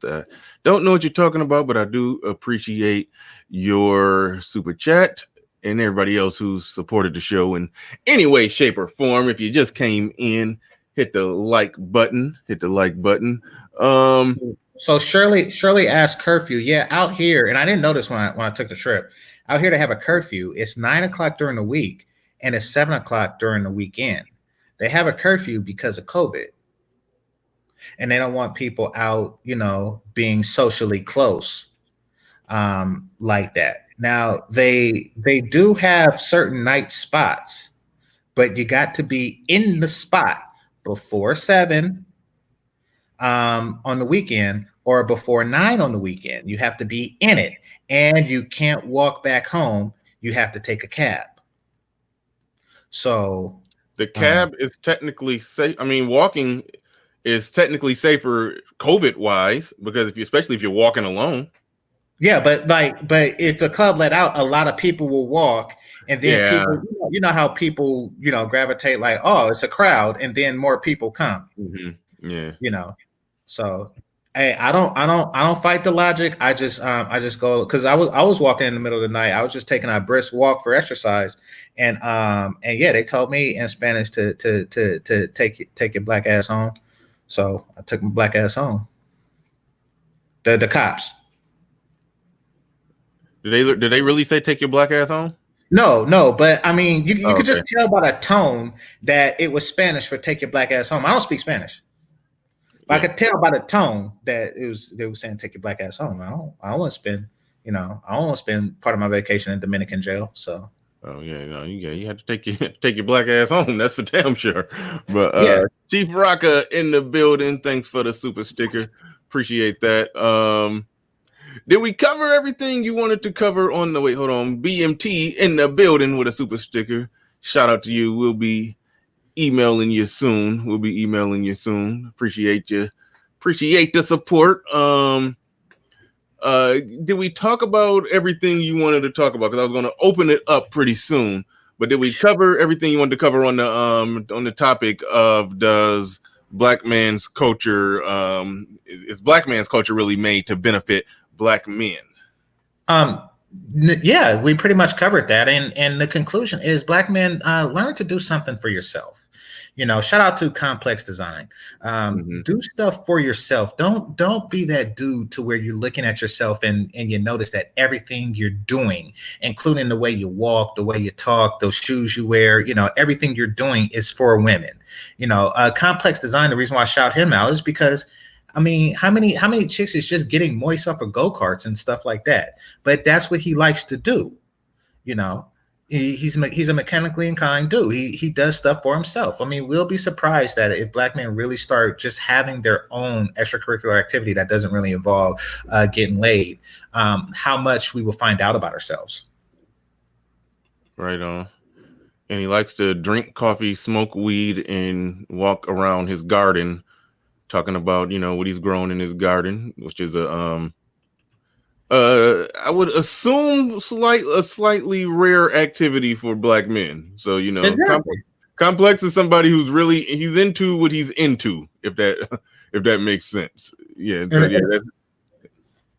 Yeah, and I want more brothers, to be like that. Like I'm pretty sure a lot of brothers who are into certain things that they suppress or they don't, that they don't really indulge in it because, it doesn't get them the panties. I'm like, look, just buy some panties and do what you want to do, if it comes down to that. BMT asks, do y'all see legal SEX sales going up with Biden? I'll let you answer that one because I have no clue. I don't either. I don't either. I'm not really BMT. Just so you know, I'm not really into buying sex, and that's because I have a very elaborate sexual appetite, which it's difficult to fulfill if I buy it. You would think it would be the opposite. I mean, depending on how much you want to, okay, depending on how elaborate that sexual appetite is, like in terms of like what it is you want her to do and how much you're willing to pay her to do it, you would think that buying would help that, right? Okay, so I don't know because like as I understand it. Well, first I can't do it really here because what happened is like if say I get something, right? Say and this goes to Chick last night. So say I get something, then I have to explain it when I get back home. So like because I've been burnt before. It's just, but I don't want to get burnt and then, and then I have to like wait 4 days and then my girl like, hey, what the fuck is going on? What's with this? You let one of those girls burn you. You was doing something out there. So, there's that. But more specifically, I suspect that you can't even kiss them. In fact, I know you can't. So this is, and I like the kissing shit. So there's like a whole bunch of shit that I like to do that is restricted because of what they do. I could see if you're talking about like elaborate kinky shit, but no, like the kissing and cuddling and shit like that, you can't do that. Okay, got you. Yeah, well, you can't be kissing and cuddling prostitutes. No, that would be weird. That would definitely be weird. Exactly. So, so that's why it's not for me. But I mean, for guys and most guys aren't like into the cuddling shit. And, the fuck? What happened? Somebody said just admitted to having AIDS. Do you know what getting burnt is? No. So basically, it's the feeling because it burns when you urinate, and that's not AIDS. No, that's curable. It's gonorrhea. There's a cure for that. And you just got to take pills for like 4 days, for 4 days straight. And that happens with condoms too. But no, I don't have AIDS. What the fuck is wrong with you? Yeah, I've never contracted an STD ever in my life, but that waking up in the morning and going to piss and it feel like fire coming out your penis. I've heard guys describe that. It happened to more guys than you think. So yeah. I know of it. Never happened to me. Never contracted, anything. But yeah, but that is a fairly common thing. Unfortunately, most you get 10 guys in a locker room. I would argue that perhaps maybe 3 of them will be able to say, "Oh yeah, definitely." Maybe 3, maybe more. Oh, you get that. See, here's the thing. Here's the misconception. You can get that just from head. And I'm not getting condom head. I'd sooner risk getting burned. Fuck it. How dare you? No, you get that just from like putting your penis into the mouth. That's how you get it. All right. Shout out to the panel, man. Yeah, what up, Platinum? Hold on real quick. Well, yeah, you got your super chat up there. I was just about to thank who sent the super chat, but you're already up here, so thanks, appreciate the super chat. I'm gonna go to BMT first before I work my way around to you. I see Jerry in the building. Whenever I just subtly talk about tricking, Jerry hop on up. That's his thing. That's what he do. That's what he do. So yeah, I said I was gonna do a show on tricking. Probably was going to reach out to the guy. I think he still go by the name Sir Tricks a lot. I subscribed to him a while ago. I don't watch that much of his content, but I think he is a supposed perhaps resident expert on tricking. But yeah. So anyway, that ain't what the show about today. But I guarantee we about to get into it with Platinum and Jerry up here. It was about to probably go down. But BMT, what's going on? Yeah, what's going on, brothers? Respect to Bernard, respect to GC for the good content he's putting out, respect to Platt, respect to Jerry. I was going, and that was fair. I was asking that statement about that because around when Trump, I think it was like during his second or third term, New York was looking at legalizing, that type of activity for women. Like they were going to legalize it, and that would have drastically, changed up the atmosphere for a lot of New York women if it was going to be legal. You feel me? Y'all can look it up. They were looking at legalizing sex sales, and I was like, dang, what's that going to do to the household? You feel me?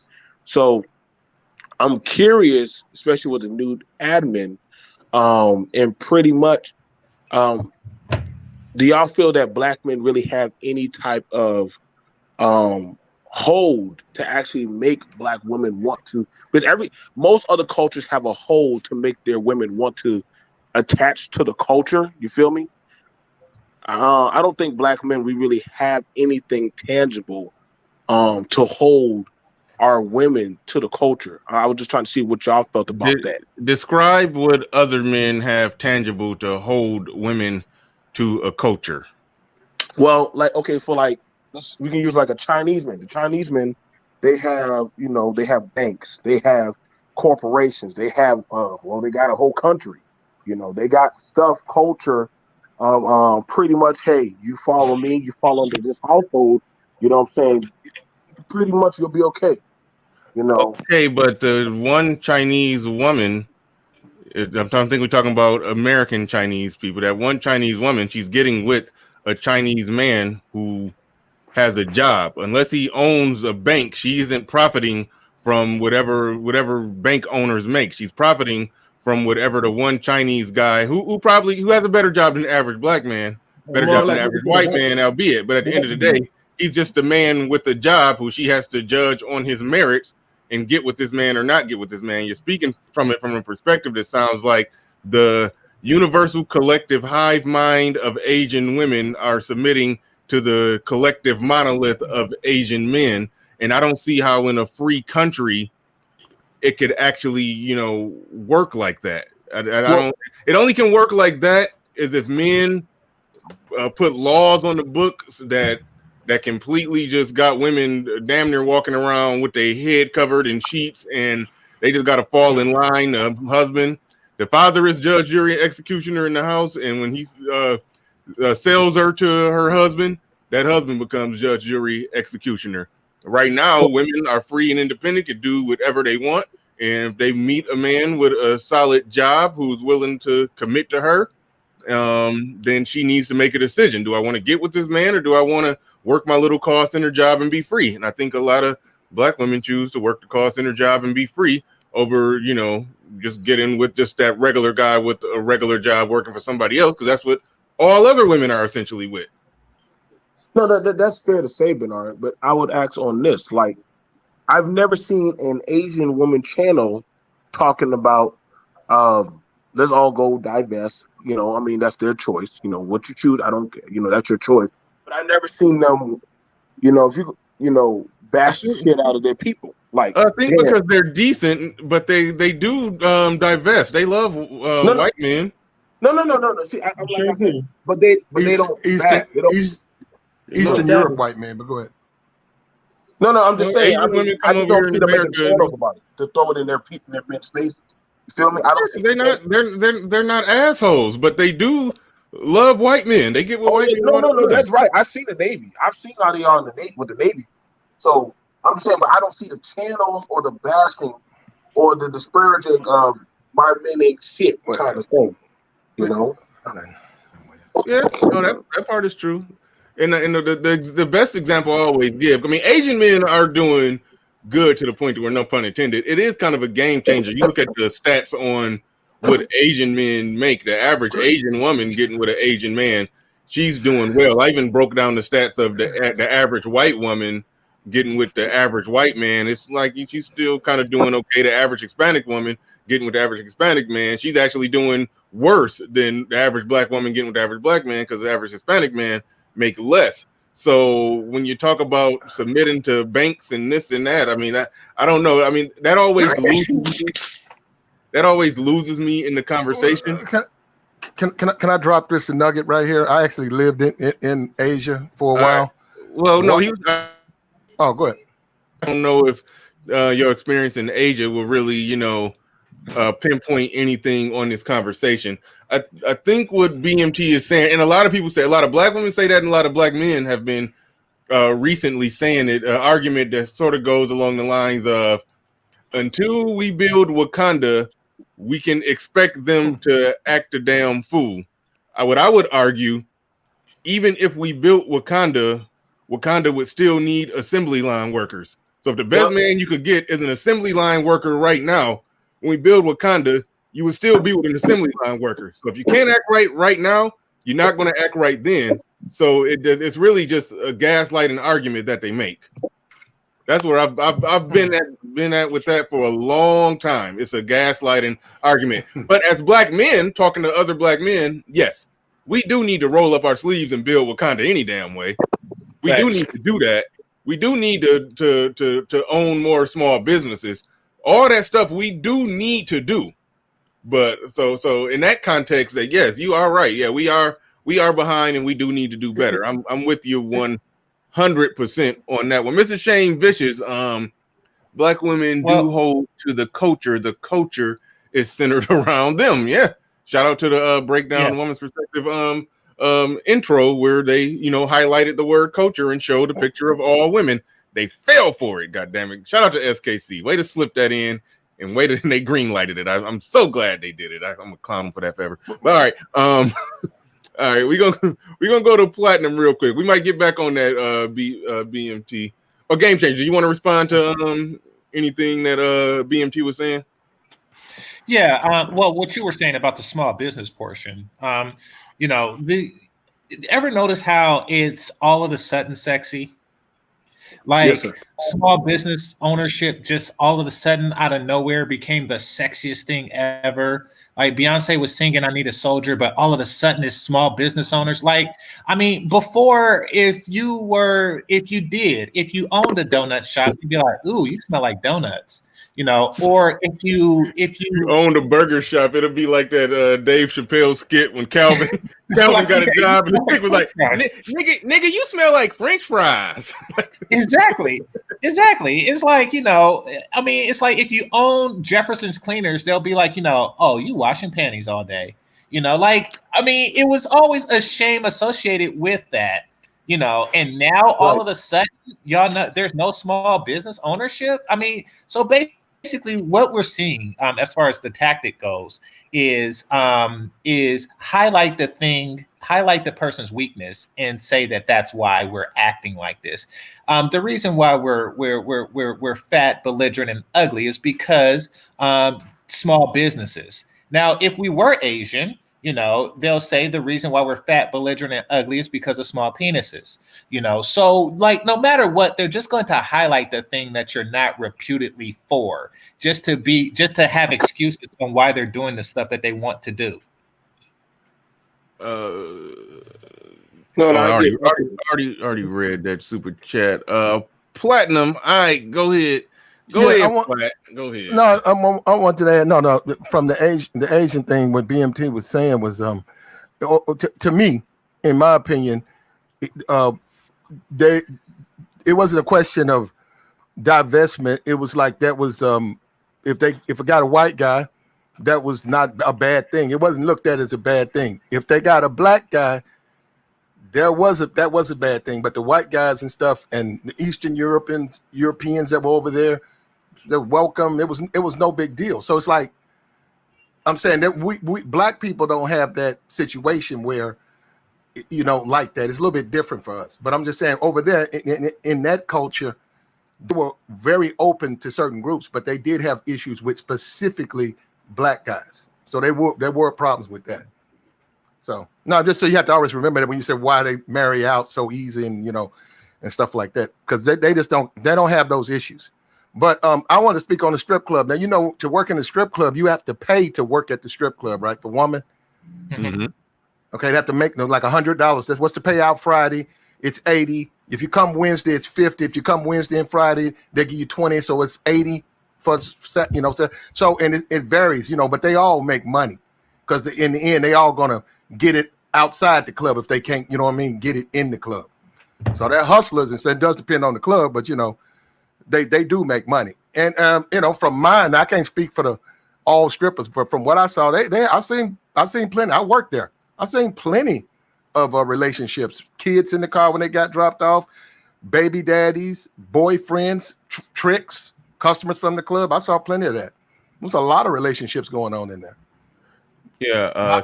Complex Design says this dude literally has no credibility. LOL. Time he took it. Like right now, are you in a full body cast right now while you're talking to him? No, I'm not. I'm not even talking about that.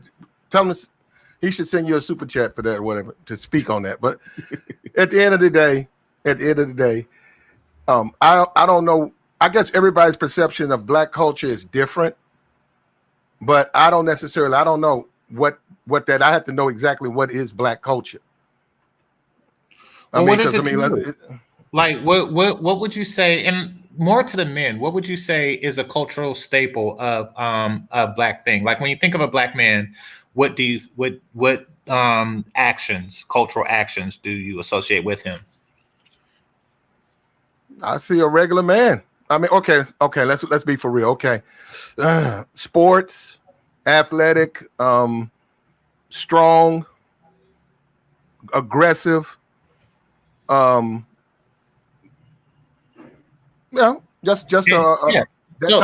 example, Platinum. So these are things that women of all races are reputedly into, right? Like if you look at some of those white movies where they talk about, look at Tyler, he's the captain of the football team, or stuff like that. They're typically talking about those traits. He's athletic, he is that dude. These are traits and ability that appeal to women primarily. Mm-hmm. Is what I'm getting at. Unlike the people that BMT described, who are more cerebral and they're into things, who at least at a young age, women don't flock to, which is why they become doctors and business owners and et cetera, because they delay gratification. So that's what I was getting at. But no. Actually, I agree with you. Are you saying so? Intellectual Black men, right? Deep thinking Black men don't come across as attractive to Black women. No, I'm not saying that at all. So when you look at a culture, there's the visible aspect of it, and then there's the invisible aspect of it. Do intelligent Black men get with attractive Black women? Absolutely. However, that's not the visible aspect of Black culture. It's the more visible aspect of Black culture is the what you described, the athletes, perhaps the singers, the guys who spend a lot of money on their attire or something like that, things like that, where the visible aspect of Asian culture is still more cerebral. But I'm pretty sure that they got some Asian guys whose behavior mirror Black. Yeah. Money counts everywhere. But when we think about that, like into what and I get what Bernard's saying, I get what GC is saying and with Platt. It's like my friend, he's over there as a teacher, and there's only certain stuff you can say online. Like they will shut that down. You feel me? Like you're not about to say certain stuff and be disrespectful. Their government will censor that. Like you're not about to make us look bad. You could have a fool that somehow, I guess he somehow says, I endorse this, and this is supposed to be the Black man representative. And I'm like, are you serious? This is our representative? Like this dude with the crazy looking hair and the tats and all the stuff. Like that's not everybody. Every Black. I hate to no extent. I used to hate that. If I used to go somewhere, everybody would say, well, you could play ball or you could rap or you could, and I'm like, nah, I was that guy that, just chilled at home and play my PlayStation, go to work. I kept to myself. I moved to my own square. But I always find it to know astonishing hope that a lot of the brothers that want to just get through and do their life and find a trick and everything. A lot of black men are just trying to get their life and just move on. But we got this kind of heavy stereotype put on us by a culture that we're not making. We're not even making this kind of culture. Everybody doesn't sell dope. Okay, everybody doesn't sell dope. Everybody don't rap. Everybody don't do all this other stupid stuff. No, but we get this put on us. If you're a light skinned brother or dark skinned brother or these colorism and all this dumb stuff, like we don't get. I've never seen it really where us as black men, especially in the 20th century, have been able to control our cultural sensitivity. It hasn't been like that, and I mean this is like, and it's been hurting our brand. So whenever we want to do certain stuff or go for certain jobs with certain people, we have to learn the layout of the land and culture swap. We can't do our culture. We have to culture swap quickly because the branding of our culture has badly stained on how we move. And that was something that my father had to come. Hey, pull up your pants. Don't do that because they're gonna mark you as you might be a thug. And I'm like, really? All I had and he would get mad, but I understood as I got older what he meant. So you feel what I'm saying? Like I felt like, and the same thing was for me when, growing up. Listen, I got a job sweeping the grocery store floors. Now I had a job, but to some people it wasn't respectable. But I could always take my chance with my cousin and them out there slinging dope. Granted, it's fast money, but you get caught one time where I watched dog on auntie's house get raided through. Somehow that was a warrior. And I'm like, what the hell? Like, wait, you just caused our family house to get run through and somehow you still getting respect. Like, no, you set us back. You feel me?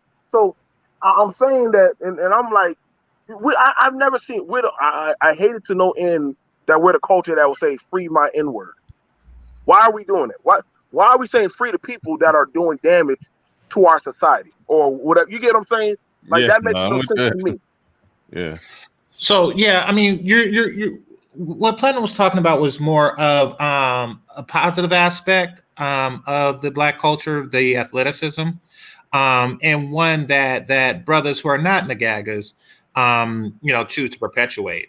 We actually have a considerable amount of control over our image, and we have for quite some time. However, what we do promote, even the more positive brothers, outside of a past Ice Cube, what we do promote is this ladies' man thing.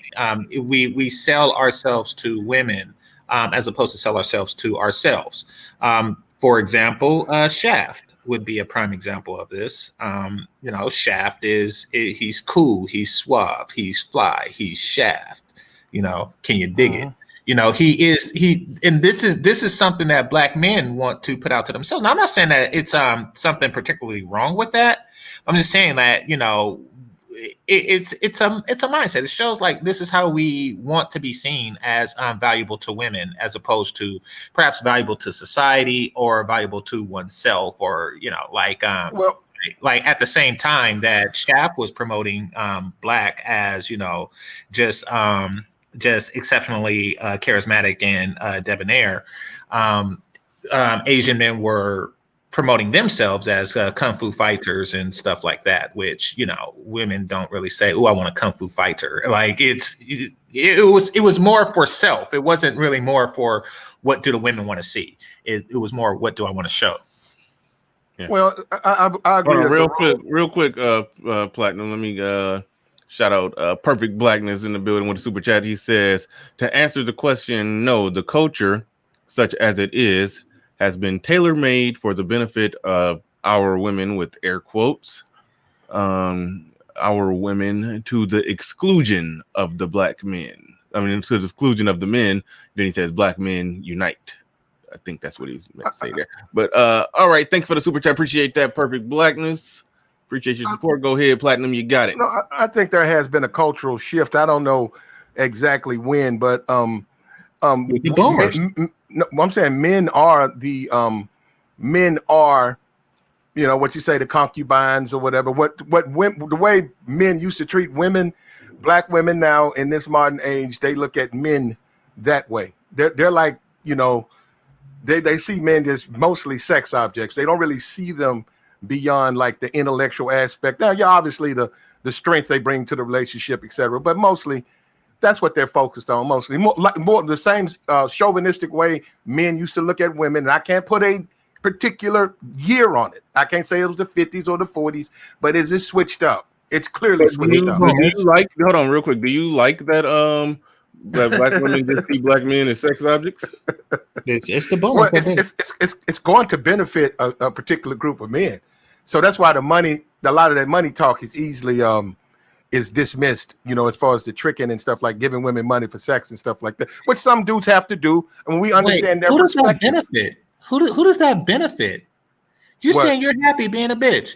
So hold up, wait a minute, wait. I didn't say I was a bitch. I said I'm trying to have a conversation. No, I'm talking about collectively. And I apologize. I should not have called you that, directly or indirectly. So my apologies for that. But no, what you're saying is that you're happy being in a bitch's position. In a position that other groups of men reserve for women, you find comfort in as a man. Okay. Am I correct? We're on the same side. I don't agree with it, but I live during this modern time. Now, I'm not going to abstain from sex because some things are going on that I disagree with. Hey, I got to deal with the way things are. It's just the way it is. I didn't make the rules. I was born into this. That's why I don't understand the resistance. Okay. Nobody said abstain. The best way that I can explain it, that I'm pretty sure my woman likes in me a lot of the same things that the average Asian woman probably does like about her Asian man. She probably likes that she can count on him, probably likes that he has a certain amount of structure and discipline. She likes the traditional man stuff as well. But it also happens to be the case that I, blow her back out from time to time. But that's not the only thing. That it's a problem if the man is only viewed as just the sex object that blows backs out. That's a problem if that's all she sees in you. That do put you in the position of, like Game Changer said, you're kind of in the position of I don't want to word it. But I got you. I feel you on that. And I agree. No, I agree. I agree that there's been a shift, and men are like that, and we have right now in this space. Say that again? Guys. No, I agree that we have in this space guys who are struggling with that dynamic. That the roles have shifted. So Platinum, I mean, you say that you were born into this world. You were born into that. If you're a boomer, you were not born into that. If you were a boomer, you shaped the community into that, because it seems like to me that is what y'all like. Y'all like it like that. Y'all like being the hoe. Yes. You said to have an intellectual discussion. No, this is an intellectual discussion. I mean, no matter the language, I mean, this is an intellectual discussion. It's an intellectual exchange of ideas. But you said on MOT's panel that the hoe was higher than the trick. So you believe? No. Whoa. I said, yeah. Yes. No. Okay. Hold up. Because see, you guys try to paint people in corners. If you give a woman, I said this, if you give a woman money for sex, you are empowering the woman, which means she is the prize. That goes against the so-called belief system from alpha male, if you claim to be an alpha male, or if you claim to be the prize. That totally go. If you're tricking, you're making her the prize. Now, we disagreed on that point. I don't want to sit there and argue. We be arguing right now over that position. Obviously, you guys believe one thing, I believe something else. I am simply telling you, I understand, because you have to listen. There are some issues within these spaces. But I'm saying guys have not recognized there has been a role reversal. It is not about how smart you are. It is not about how much you can provide for this female. Now, obviously, they want money, but I'm just saying it's not about that. They have to see a little bit more in you. And what I mean, it's like the way a man looks at a woman in a way. It didn't used to be like, but it's changed because that matters. That matters. It matters to females quite a bit. Because they, especially amongst each other, amongst their friends, they cannot date a guy. I don't care how much money he got. If they're not attracted to that guy, they're not going to want to deal with him. They might deal him on the back end, out the back door. Once again, that goes back where you get levels of attraction from this. Like I didn't understand. I didn't know a guy's level of attractiveness was on the table with what we were saying. Well, maybe I missed something. What I was saying, if you go by the old way men dealt with it used to be the man was dealing with the woman from to have kids or whatever. It was a attraction to the woman physically. It wasn't so much her attraction to him. It was more he could provide and protect. But I'm saying in this modern time, because like you guys talk about the welfare system and all of that, a lot of that stuff no longer really matters to women to provide and protect. It's the concubine. It's to get, I can fuck him. If he fuck me good, he comes stay. And it's enough of them. It's enough of them that they can do it. It does matter to women in this American culture. They have the option to go the way of some fuckery and get their bad outcomes and their bad results. But to a lot of women in this culture, women at other races at a higher percentage rate, if they have to give up a point or two here and there on the attractiveness scale, but a guy who's hardworking and willing to commit to them and got decent character, I think women of other races make the decision for that guy more often than black women, who would rather just be in a rotation of some guy they really attracted to, and then thus the single mother rate in the community that's looking like shit. So it is a weird thing. Yeah, I mean it is something worth acknowledging. Like I can understand somebody saying that's what's going on. This is the world that we live in, and it is what it is. But it's a different thing when a man is analyzing. I don't know. I come at it analyzing it from a much broader perspective, and some people just analyze this as just does my penis get in the vagina that I want it to get into? If that's just a base level thinking, that's the only that's the only level of your thought process. Then it's no and it's not even much else to talk about. Then that's why you resort back to, hey, I got the mouthpiece, I got this, I got that. I'm chopping holes and mopping flows. I follow you on that. No, I follow you that it is a dynamic that philosophy exists. As much as people they have issues with it, but it exists. Hold on, I'm sorry. I was on YouTube and you was talking while I was, and now I'm lined up. The reality is this: when you talk about, when you say black culture, whatever, being wanted by women for men, that's a major part of quote unquote black culture. That matters. That matters. I've seen plenty of little boys, they're calling them pimps in Pampers. That matters. No, look at you, bro. What? No, I'm just saying it's a joke, but I'm saying it's like a little nickname. Pampers. Pimping in Pampers, bro. I'm saying that matters. So I'm just saying they want their men to be just look. Look. I don't know what to tell a guy. Well, look, hey, that's just the way it is, man. Every woman ain't the same. That's why you got to talk to multiple women.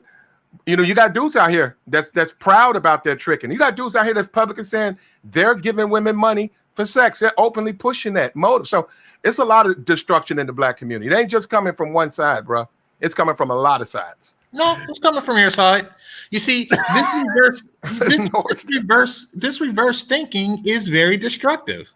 It obviously isn't building something. So it hence the destruction. And I know that, there's a certain level of validation that you get when, a woman sleeps with you because of your physical genetics or what have you, and blah, blah, blah. I get that, but it's the same gratification that a 24-year-old Pilates chick get when I do her. You're thinking like women and you're embracing the role reversal.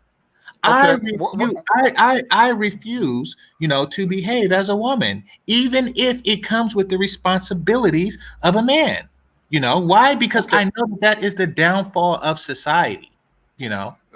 Game And real changer. quick, new in the Yeah. building with a super chat. It says $80 dinner is tricking. Okay. Especially if you don't even smash. But Well, all right, it's actually simping, Bernie, and that was taken out of context, and we don't even talk about that. That's water under the bridge. Look, It's $80 that's a lot of water. Yeah, exactly. That bridge is below sea level.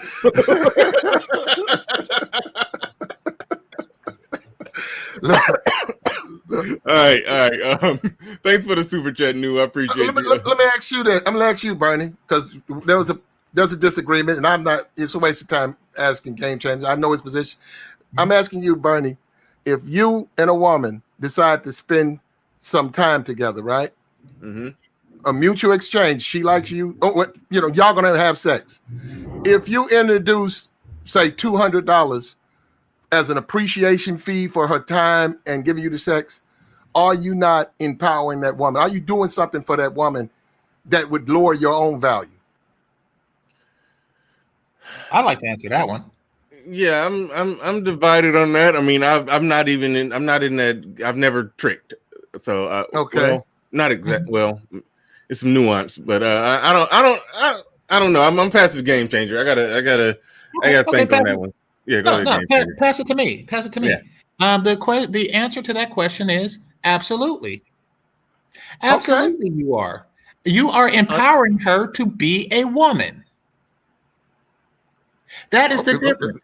You see, I would empower a woman to be a woman than to be a man. And you think that's the difference? I never empower a woman to be a woman. I empower a woman to get me a sandwich. I get her a stove so she could grill the cheese to get me a grilled cheese sandwich. That is what I empower her to do. I empower her to be a woman. Okay. No, look. You could explain that one. How does that empower her to be a woman? Because based off the way he laid it out, he basically saying, yeah, enjoyed each other's company, yeah, had sex, and then just for just the enjoyment and pleasure of her time and all of that, and the sex and everything, you just gave her $200 when sending her on her way. How does that empowering her to be a woman? Oh, good question. Because she behaved as a woman. And as a woman should, and that is sucking my penis, I empowered her for doing that. You see, it's like a treat. It's a treat. It's a treat that you give a person for doing the thing that they are supposed to do and for being the thing that they are supposed to be. For example, if a kid, right quick. If a kid was to behave as a good kid, you would give him a reward. He mows the lawn, you give him a reward to encourage him to continue to be a good kid. If a hooker sucks a penis and a man gives her money, you are encouraging her to suck a good penis. It's a treat. It's a female treat. The spin move that Platinum did is that he set it up in a way to where two people got together, they enjoyed each other's time, they had sex, and after all was said and done, the guy gave her money just I appreciated your time and trouble. Here's a little gift. Mm-hmm. In that situation, the man wouldn't really be in a weak position because you set it up in a way where it sounded like he really didn't have to do it. He just chose to do it. I do. Like me with the stove. Yeah. It was a legitimate gift after a service was done, and you appreciated it. So that's different. That's not exactly tricking. I do understand. Hold on. Wait. The tricking thing puts a guy in a weak spot. If let's just say there's a guy who, for whatever reason, he doesn't have the ability, rather you don't got the looks, you don't got the height, he don't got the swag, don't got whatever it is, he don't get whatever he cannot convince a woman to have sex with him. And the only way that he can get sex from a woman is just to come right out blunt. I will give you $200 to have sex with me. If that's the only way that he can get sex from a woman, I do understand the logic that he's in a weaker position than a guy who can just talk to a woman and she'd be willing to do it. I can follow that logic. Where you run into problems is that when one, I don't know why you would be on a crusade against an individual in that position. Two, there are some men who got enough money where they don't like to deal with women, don't like to talk with women. Their time is more valuable. They'd rather pay her or as, and you say you don't want to talk about it, but as Tommy Sotomayor said, he likes to pay women just because he likes the power play of just being in control. And I bought this person and I want you to do what I told you to do, and you're going to do it. And then you're going to leave and you're not going to say nothing about this encounter because I got it on tape and you was prostituting. So, different men got their different reasons as to why they're doing it. Yeah. So well, I don't understand your crusade against it. No. Listen. He said hooker. We're not talking about hookers. Right, we're talking specifically about a man and a woman spending some time together, and at the end of that time, money is exchanged. I've been trying to find someone to justify that, as we understand alpha male, and alpha male on a crusade is tricking. What you just described. No. Wait a minute. Oh, that's not tricking. He didn't. If it sounds like the sex, okay. Was it agreed upon before those two people moved forward in the same direction to even end up at the place? No, because we're not talking about hooker. I wasn't talking about a hooker. A man goes out and get a hooker's a hooker. A man looking for sex from a prostitute's a prostitute. Yeah, but that's tricking. But right now you're talking about something that's no borderline not tricking. No, okay. If it sounds like the guy don't have to do it, he's just doing it as a generosity afterwards. Bernie, they can do it. You can do it. Anybody can do it. I'm just making a point that as we define a lot of identities in these spaces, red pill, black pill, alpha. If you read the definitions, that aspect where you put women ahead of you, when you give them money, you're putting them ahead of you. That's all I'm saying. Okay, I just make that point. I'll get into that in a second. I want to, because the scenario that you described is very much like the stove scenario. And then I'll get into the giving money puts you ahead of them. So in the stove scenario, had I not gotten her something, I would be the woman in the situation. I would be the person who laid in her bed instead of for a hotel, stayed in her apartment, et cetera, et cetera, et cetera, and then left her with nothing but the experience of penis. That would make me the woman in the situation, the person that got flued in. And since I didn't want to be the woman in the situation, I became the man in the situation and provided for something that she and her son can benefit from, and she could get me a sandwich in the meantime. Now, as far as the person being paid is the better person, why does that apply? That's modern Black man culture to think that way. Like, never in any other occupation ever is the person being paid in a superior position. Like, I pay a masseur. I pay a person to dump my garbage. I pay a person to plumb my plumbing. I pay a person to wrench my car. I pay people. I paid a young boy to shine my shoes. To literally shine my shoes. Is he superior? Please tell me how he's superior. And none of those examples they are. But when you what you have to understand. Okay, but do women? Wait, hold on, wait, real quick. I'm gonna go to you, Platinum Game Changer. I couldn't hear that last part that you said.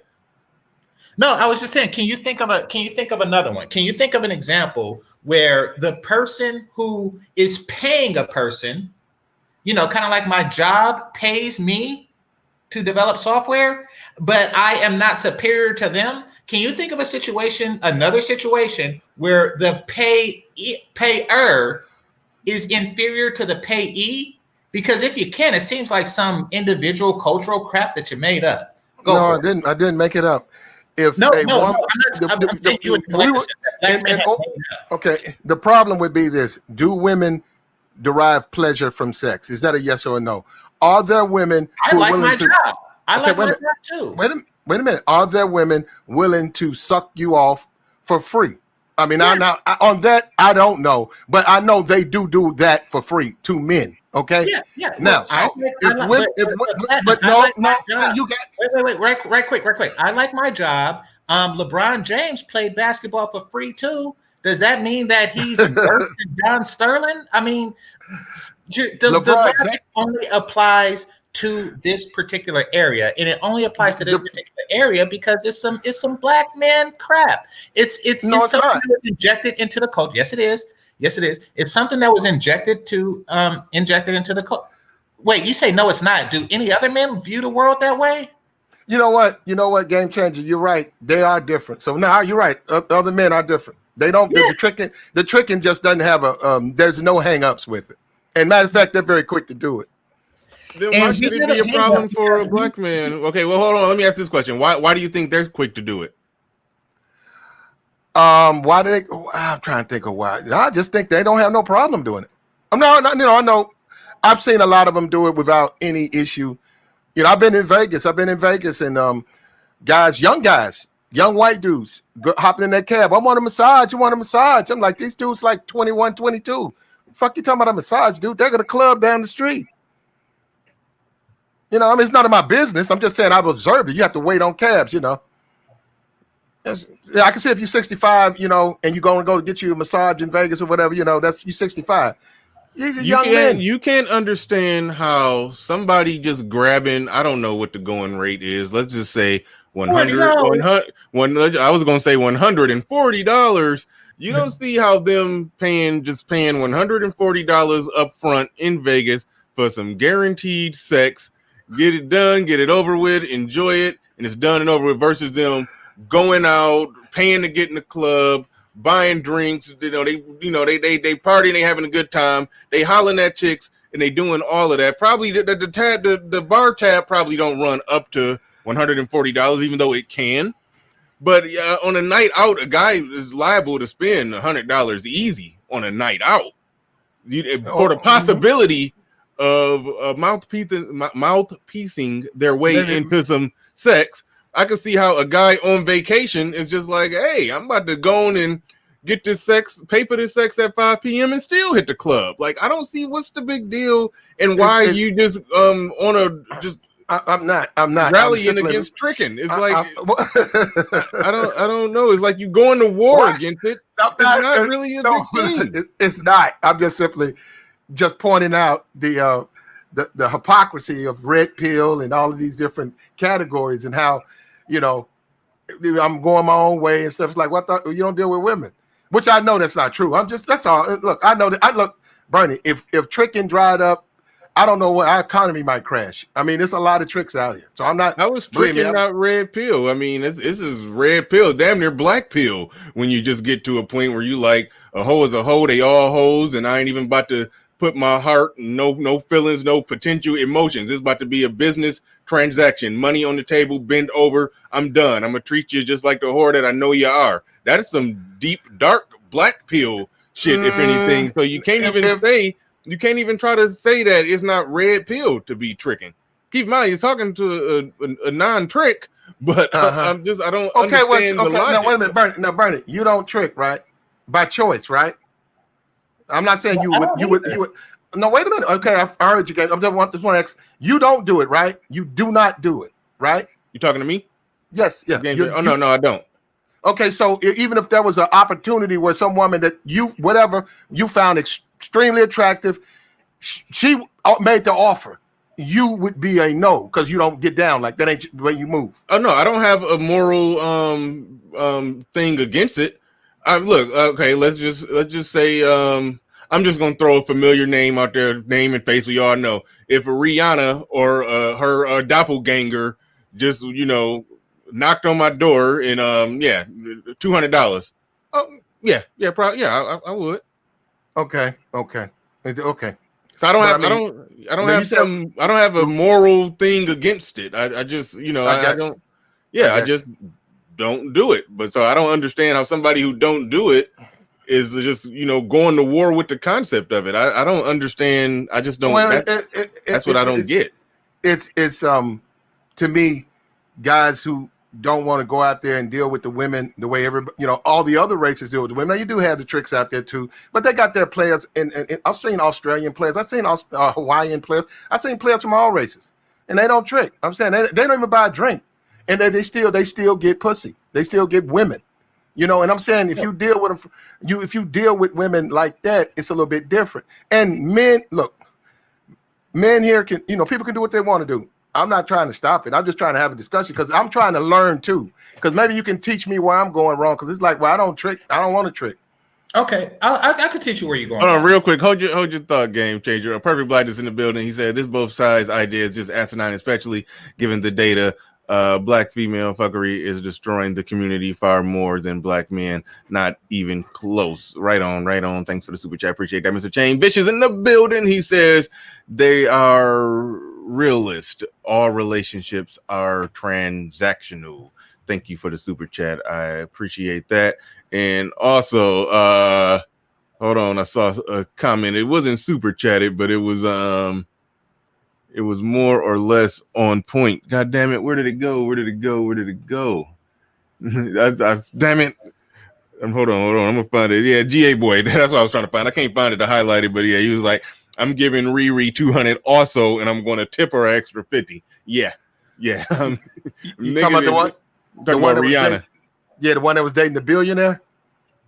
I don't know if Rihanna was dating a billionaire. Yeah, she was dating the Arab billionaire. Yeah, I think she might charge just a tad bit more than $200. Yeah, well, you just said $200, and you said if a badass chick, $200. I got you. I'm just joking with you, but if you get it for $2, man, who knows what Drake pays for it? You know what I mean? You might get a discount.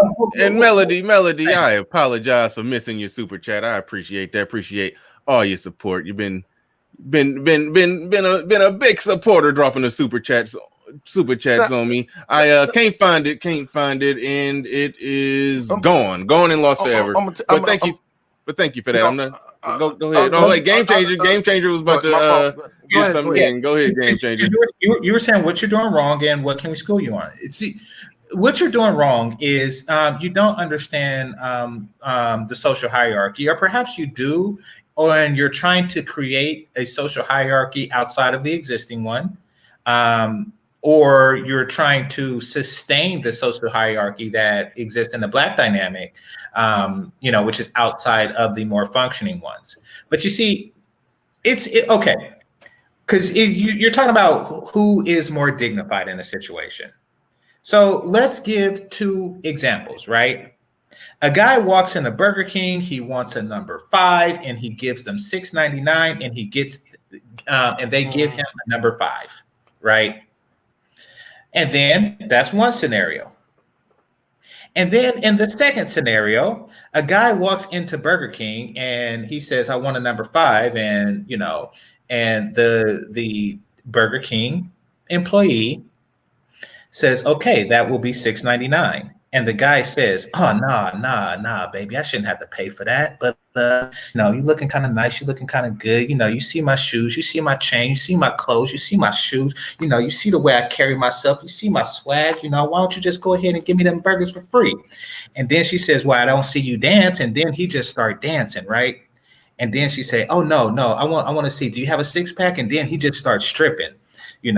And then she's like, can you get on your knees with it and wax the floor with the dance? And he just gets on his knees and waxes the floor. So he's naked on the floor dancing. And then she's throwing French fries in his mouth. That's you.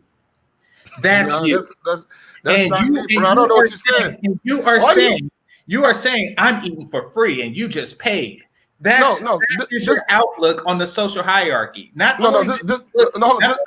at that situation as the guy, dancing as being higher than the Burger King employee. You also look at him as being higher than the owner, and you look at him as higher than the guy who just walked in and bought himself a burger. That is how you see the situation. Okay. No, that's not me, but this is what you got to understand. And I like you, both of you guys are off the market or whatever. Both of you guys got women and stuff. You're not even out there. What you got to understand in the relationship game, you have to get them into you. It has to be about your mouthpiece. It has to be about what you bring to the table. Yes, money. You need to have a car and all. You got to have money and stuff. Obviously, that's obvious. You know, it depends on the women you're dealing with, but still, it's obvious.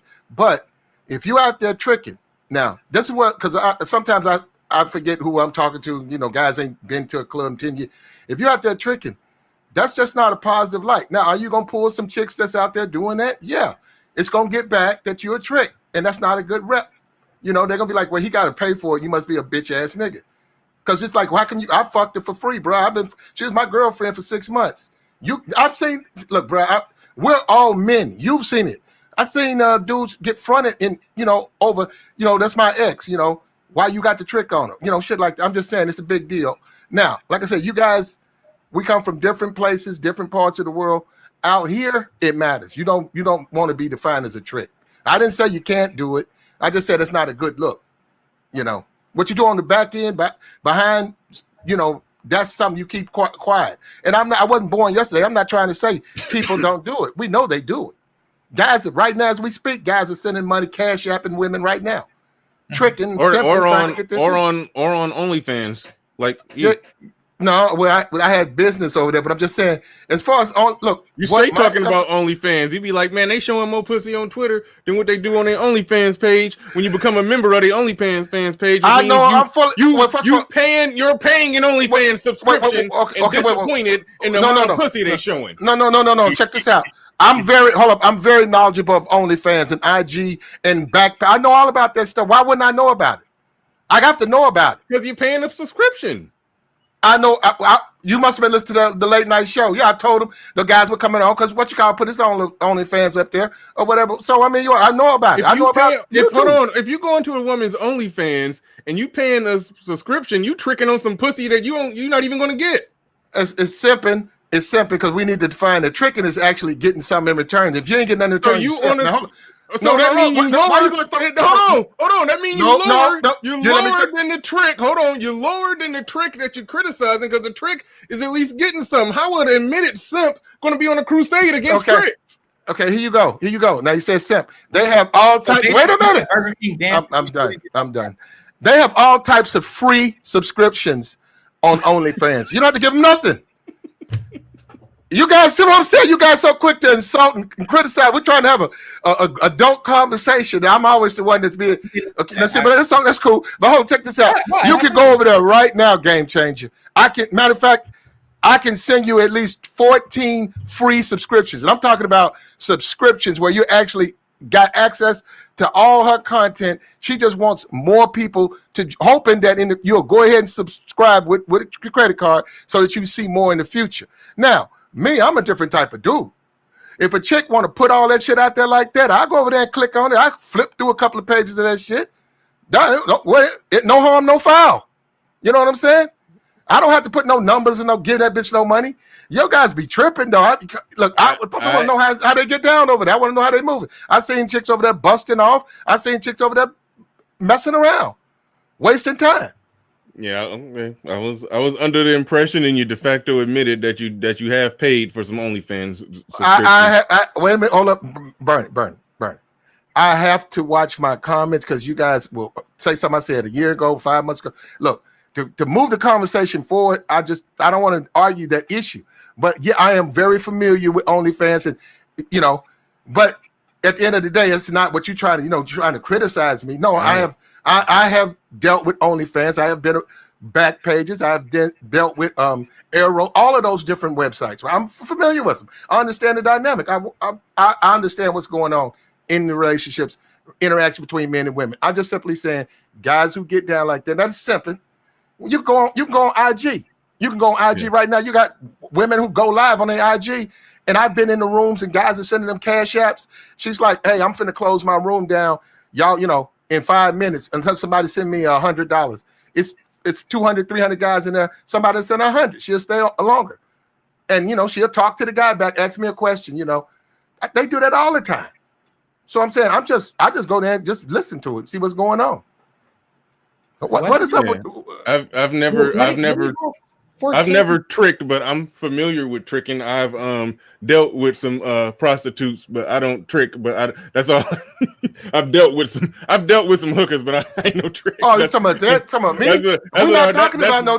No, we're not talking about But no, tricking. that was the equivalent of how you described OnlyFans. I'm just joking right there, but okay. But let I'm gonna pass it to Game Changer. No, Go no. ahead. You got 14 free subscriptions? There's a bunch of them. I got to go over there and get. I could find. You want me to find you some free subscriptions?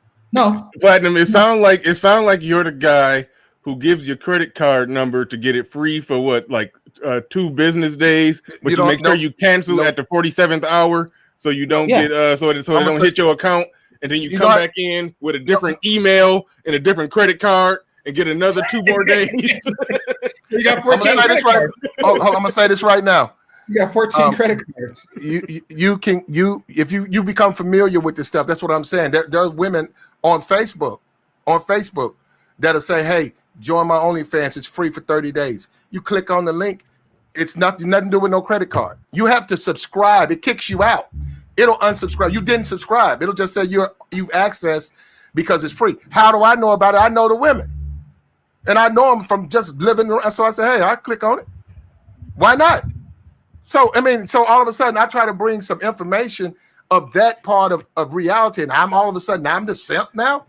That's ridiculous. You called yourself well, at least I thought you called yourself a simp. No, you have 14. No, I was trying to put some clarity on tricking and simping because it gets all mixed up all the time. All right, Al Boogie says tricking elite. Thank you for the super chat. I think I missed some people's super chats. I appreciate you. I appreciate everybody supporting the channel. All right, I don't even know where I'm at. We had 2 hours and 40-minute mark. I was gonna wrap it up at the 3-hour mark. I'm at a loss for words. Game Changer, save us. Say something. Do you got anything to throw out here? I don't even got a question on my mind right now. I'm looking at the chat, seeing what they talking about. Yeah. So I mean, when you talk about empowerment, which is really like more of a feeling that a person gets, I mean, in the Burger King scenario that I gave you, it's more empowering to the employee, making people randomly dance and obey certain commands, behave as a monkey, than it is to just receive money from someone. And that's pretty much across the board in every single occupation that exists ever. So the empowerment cycle is actually flowing in a different direction with you, Platinum, and that's why you're against tricking. I know it seems on the surface, even though it doesn't apply to any other occupation, as we mentioned, it doesn't apply to any other occupation.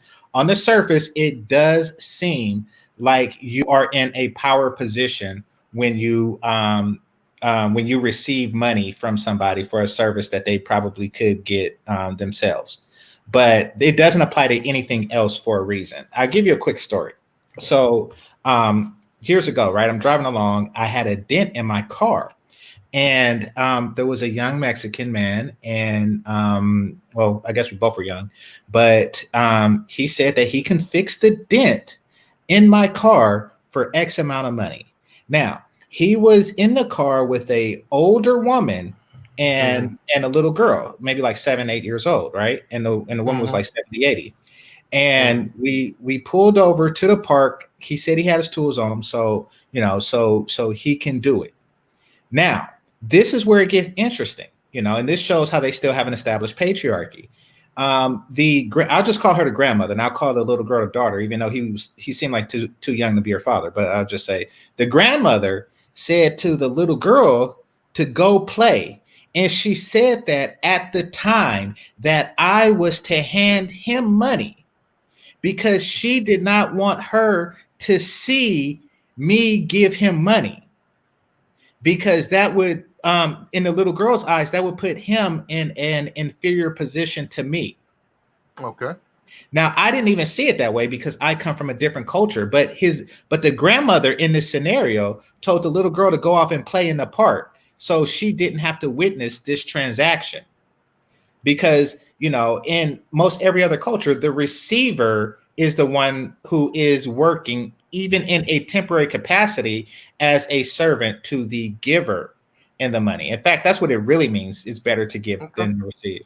So, and even though he was working for it, even though he actually did he did work, and you know it was a crap job too, the dent, but you know that's just the way it is. But you know you get what you pay for.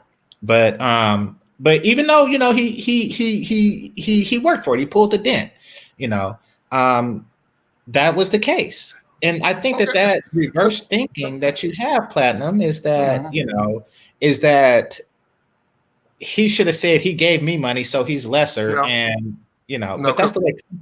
We're talking about relationships, but let me. We're not talking about. You're talking about. No. To be clear, Platinum, we're not. That's what I'm talking. That's what I'm talking about. No, I'm talking about relationships. We're talking about sex, Platinum. The word tricking implies sex. It's not. No, these guys aren't flat-footed relationships. No, we're talking about sex. The scenario that Bernard gave with Rihanna is about sex. It's not about relationship at all. Let's not try to move the let's not try to shift here. But okay. So we're going just you're right, we're gonna go forward. Now let me just hold up. Just like the dent guy. You understand, Platinum? It's just like the dent guy. She is providing a service. Okay, well, we just disagree. Now hold up, just like the chat box. I want to let the people know in the chat box, just because you guys are incels, you guys are not familiar with the way the work. No. I'm getting insulted. You say I'm getting insulted. Okay, if you're getting insulted, I don't mind you throwing insults. If they are insults, then they should be diet. There you go. It's true. It's probably. I agree. Hold up, Bernie. I agree. The scenario that you painted, I agree. If you go back and listen to everything I just said, I said some guys are just doing it off top. I said like the young guys I saw in Vegas. I don't know those dudes hopping. You know, I understand they get it done. Why go to the club? Now, but I'm just talking about the box. Just because I'm knowledgeable of certain aspects of you know male female relationships or whatever interactions, that don't mean I'm participating in it. I don't get that. All right. Let me ask you this question, because I've been trying to figure out the logic behind somebody being on a crusade against tricking, and I can understand it. For example, if a dating coach who sells the tools, tips, or strategies on how to get women to have sex with you, and men were paying him to get the tools, tips, strategy, and teaching on how to do it, I can understand him having a vested interest in men not tricking, because if those same guys that he's trying to convince to buy his book, his seminars, his whatever he's doing, if those guys are just flat foot tricking, he's losing customers. So I can even actually understand why a dating coach would have a problem with that. And if you were a dating coach who was ultimately selling something, I could understand you getting on a crusade against tricking, because you would be basically employing the tricking is bad. If you're tricking, like you're going to trump up the charges that tricking is bad, essentially, so you can cut. You want to cut them with a knife so you can sell them a bandage. Like I understand that business wise, you want to. You know, create a problem so you can be the person with the answer for it, but you don't appear to be selling anything. You ain't doing consultations. Oh, you did say you had a book coming out. Maybe you're trying to get in that business. Maybe you're trying to get some fertile ground here of customers. If you can convince them not to do any tricking, then now if they like, okay, tricking is bad, I'm less of a man if I trick. How do I be a better man who can get pussy without tricking? I got the answer. Come to Platinum. Is that what you're doing? I've actually posted content where I encouraged guys to trick, and I told them how to do it if you're going to do it. That's what I'm saying. I have an issue with people who want to play both sides of the field. It's like if you are the alpha male, right? Then be the alpha male. And you're not going to trick if you're an alpha male. And you calling them incels. They're clearly not alphas. They're not sexual alphas. Okay. There you go. Thank you. Case closed. Thank you. Wait. How can you? That was already established. What does tricking have to do with being alpha or not? What the hell? I was under the assumption that most of the guys in these spaces are alpha males. Especially the men who had problems with females, having all the power, you know what I'm saying, like Kamala Harris, all of this new wave of feminism and stuff. I thought those were alpha men who, well, how powerful would Kamala Harris be if she sucked my dick for $40? what the hell? Oh, she probably not. For her, we said Rihanna. Hold on, there was some conversation about whether Rihanna would go. But I tend to agree with you, Game Changer. You probably could get her for the 40. I think you could. You might get change back.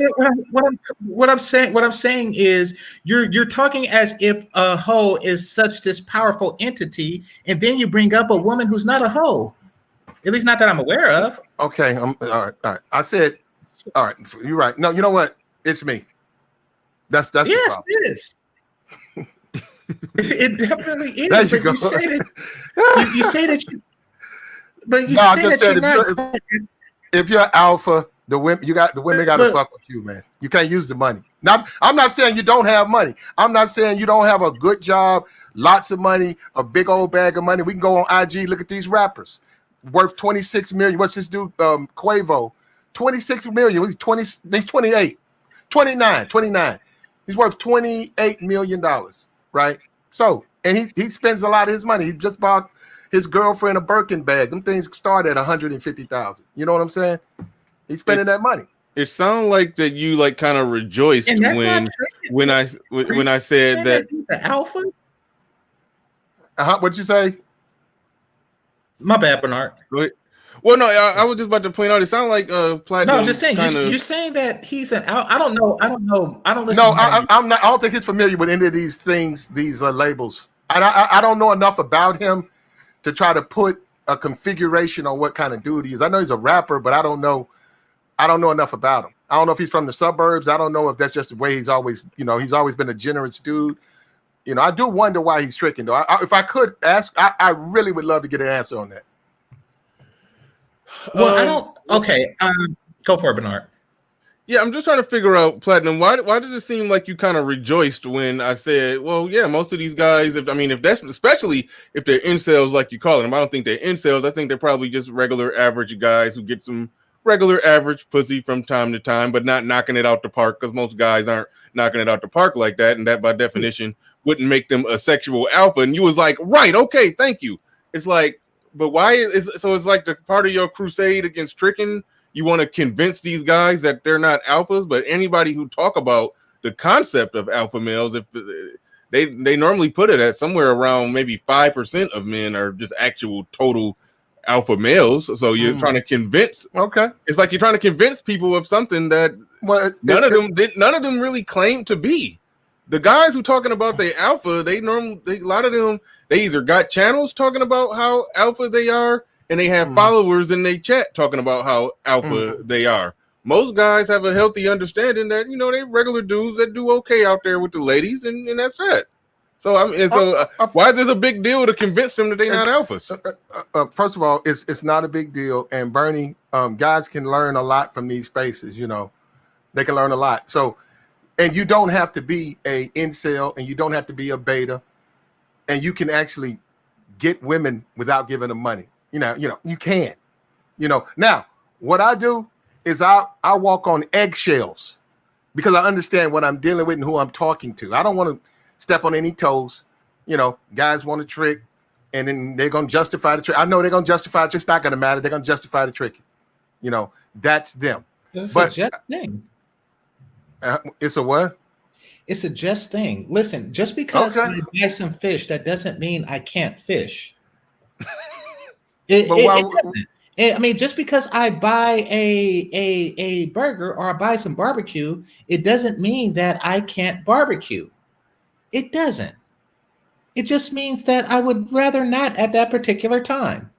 Now, if you can't barbecue and you still buy some barbecue, then it's still the same thing. But there's nothing to prove. I'm not going to go out and barbecue or hunt a deer or a cow every time I'm hungry just to prove something, just so Platinum Elite can call me alpha. Well, hold up. Let's establish something as far as IG, OnlyFans or whatever. I wasn't born yesterday. I see what OnlyFans is or whatever. I've seen pornography. So, what's the point? I'm not a simp. Guys say I'm a simp because I've seen it before. Yeah. But no, I was making a point of that if a person is engaging in an activity, taking women out on dates. They're not having sex, getting a woman's car fixed, buying her things, doing things to win her approval and attention, not receiving anything in exchange. He's actually simping. And I'm just simply saying that because a lot of times guys be calling that tricking. And I be saying, do they know the difference? That's all. That's all. Just trying to throw that out there. It'll float out there and it'll find its way where it needs to find its way. Yeah, I think we get that the difference between simping and tricking. Like if you, I call it, overpaying, being overcharged for some pussy that you didn't even get. Mm-hmm. So yeah, I've been a simp before in a situation or two or three. Okay. So yeah, I understand how that works, but you've ultimately admitted to being in that situation too. I mean, that's part of the nature of the game. When you're taking women out on dates, you don't know what the outcome is going to be. Now you could have trust in your game. You could have trust that is going to happen. You can believe in yourself, but chances are you probably might end up taking an L. So I just don't understand the crusade against the guys who said, you know what, I want a 1,000 batting average. I'm just gonna go ahead and pay for it, and that way these women only taking up even like when Ramil talk about 5 to 10% of his time. Somebody who truly tricking them women are barely taking 1% of his time. He just getting in, out, and over with. And that's how somebody want to live. I don't see the major problem with that. Unless you feel like that person, speaking to you, you feel like that person is in a situation where they have to trick, but if they just had the game, they wouldn't have to trick, but you got the game, so the game is sold, not to be, the game is to be sold, not to be told, and you want to sell them the game. And and there's nothing wrong with that. If you want to, I want to make it clear. I want to make it clear.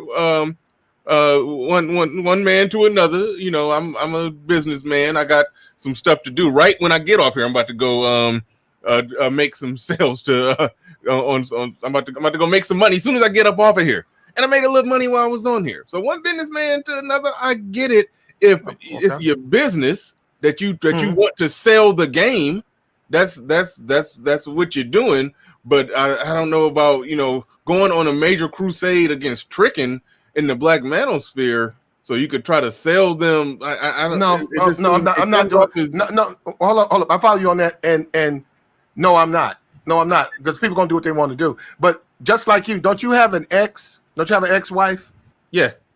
If you found out her new boo, right, was tricking, like was buying from her. Yeah, he was tricking. Like and she even related to you that she probably ain't really into him or whatever. She might have had sex one time, but he's tricking. Like you see the shoes, you see all the stuff he's buying. You're telling me that you're gonna view him with the same respect you would view a regular man? Well, when me and her separated, when she got her first boyfriend, I don't care what the circumstance was, I viewed him with the utmost respect. As far as I'm concerned, he was taking a bullet for me and the rest of mankind. So that's my thoughts on that. But I wouldn't think I wouldn't.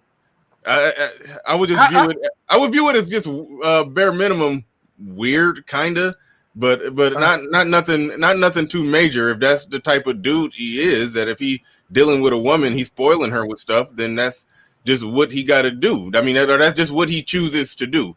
I don't look at it. I mean, it can be weak if a dude views a woman as so high up. The only way that she'll let me in her presence is if I'm spoiling her with stuff, with the hope that she ration off some pussy to me once a week. Like, yeah, a dude can be in a weak simping situation, but I think you hitting tricking with a broad brush, because I mean that's what you talked about there really wasn't tricking, that was simping. That was a dude doing too much. He's doing too much, but once he had got the sex, it sort of bleeds into the other. But if I know a guy right now that I know personally, he's paying a $350 car note for access to sex once to twice a month. Nice chick. He's a fat dude. Nice piece of package, right? But I still, I talked to him about it. We laugh about it. I can't do that. That's $350 a month, and I don't say I can live with itself. You said he's a fat dude. You said he's a fat dude. He's Yeah, probably unattractive. He probably have a hard time getting some ass from a woman who's a nice piece of a package, like you said. So why not just go ahead and pay for it so he can just get the enjoyment of having sex with an attractive woman and then spend the rest of his time, working and doing things he enjoy instead of just getting with some woman who he don't find physically attractive. I mean, and some people who are unattractive do that. They get with another unattractive person and they just go and be unattractive together and make some ugly babies and just ride off into the sunset. That some people do that, but if he don't want to do that and he just want to drop $300 a month to get some ass from $350 a month to get some ass from, let's just say, an 8 or a 9 twice a month, then hey, I don't see that as a bad deal. Okay, I follow. Yeah, I mean, and now if he was a guy who could get normal casual sex from 5s and 6s, I could see paying for that 8. Well, even then some dudes might do it. But I mean, if he was a dude who could bare minimum get some casual sex or relationship from a chick who is just bare minimum cute, just all right looking, she above average, she cute.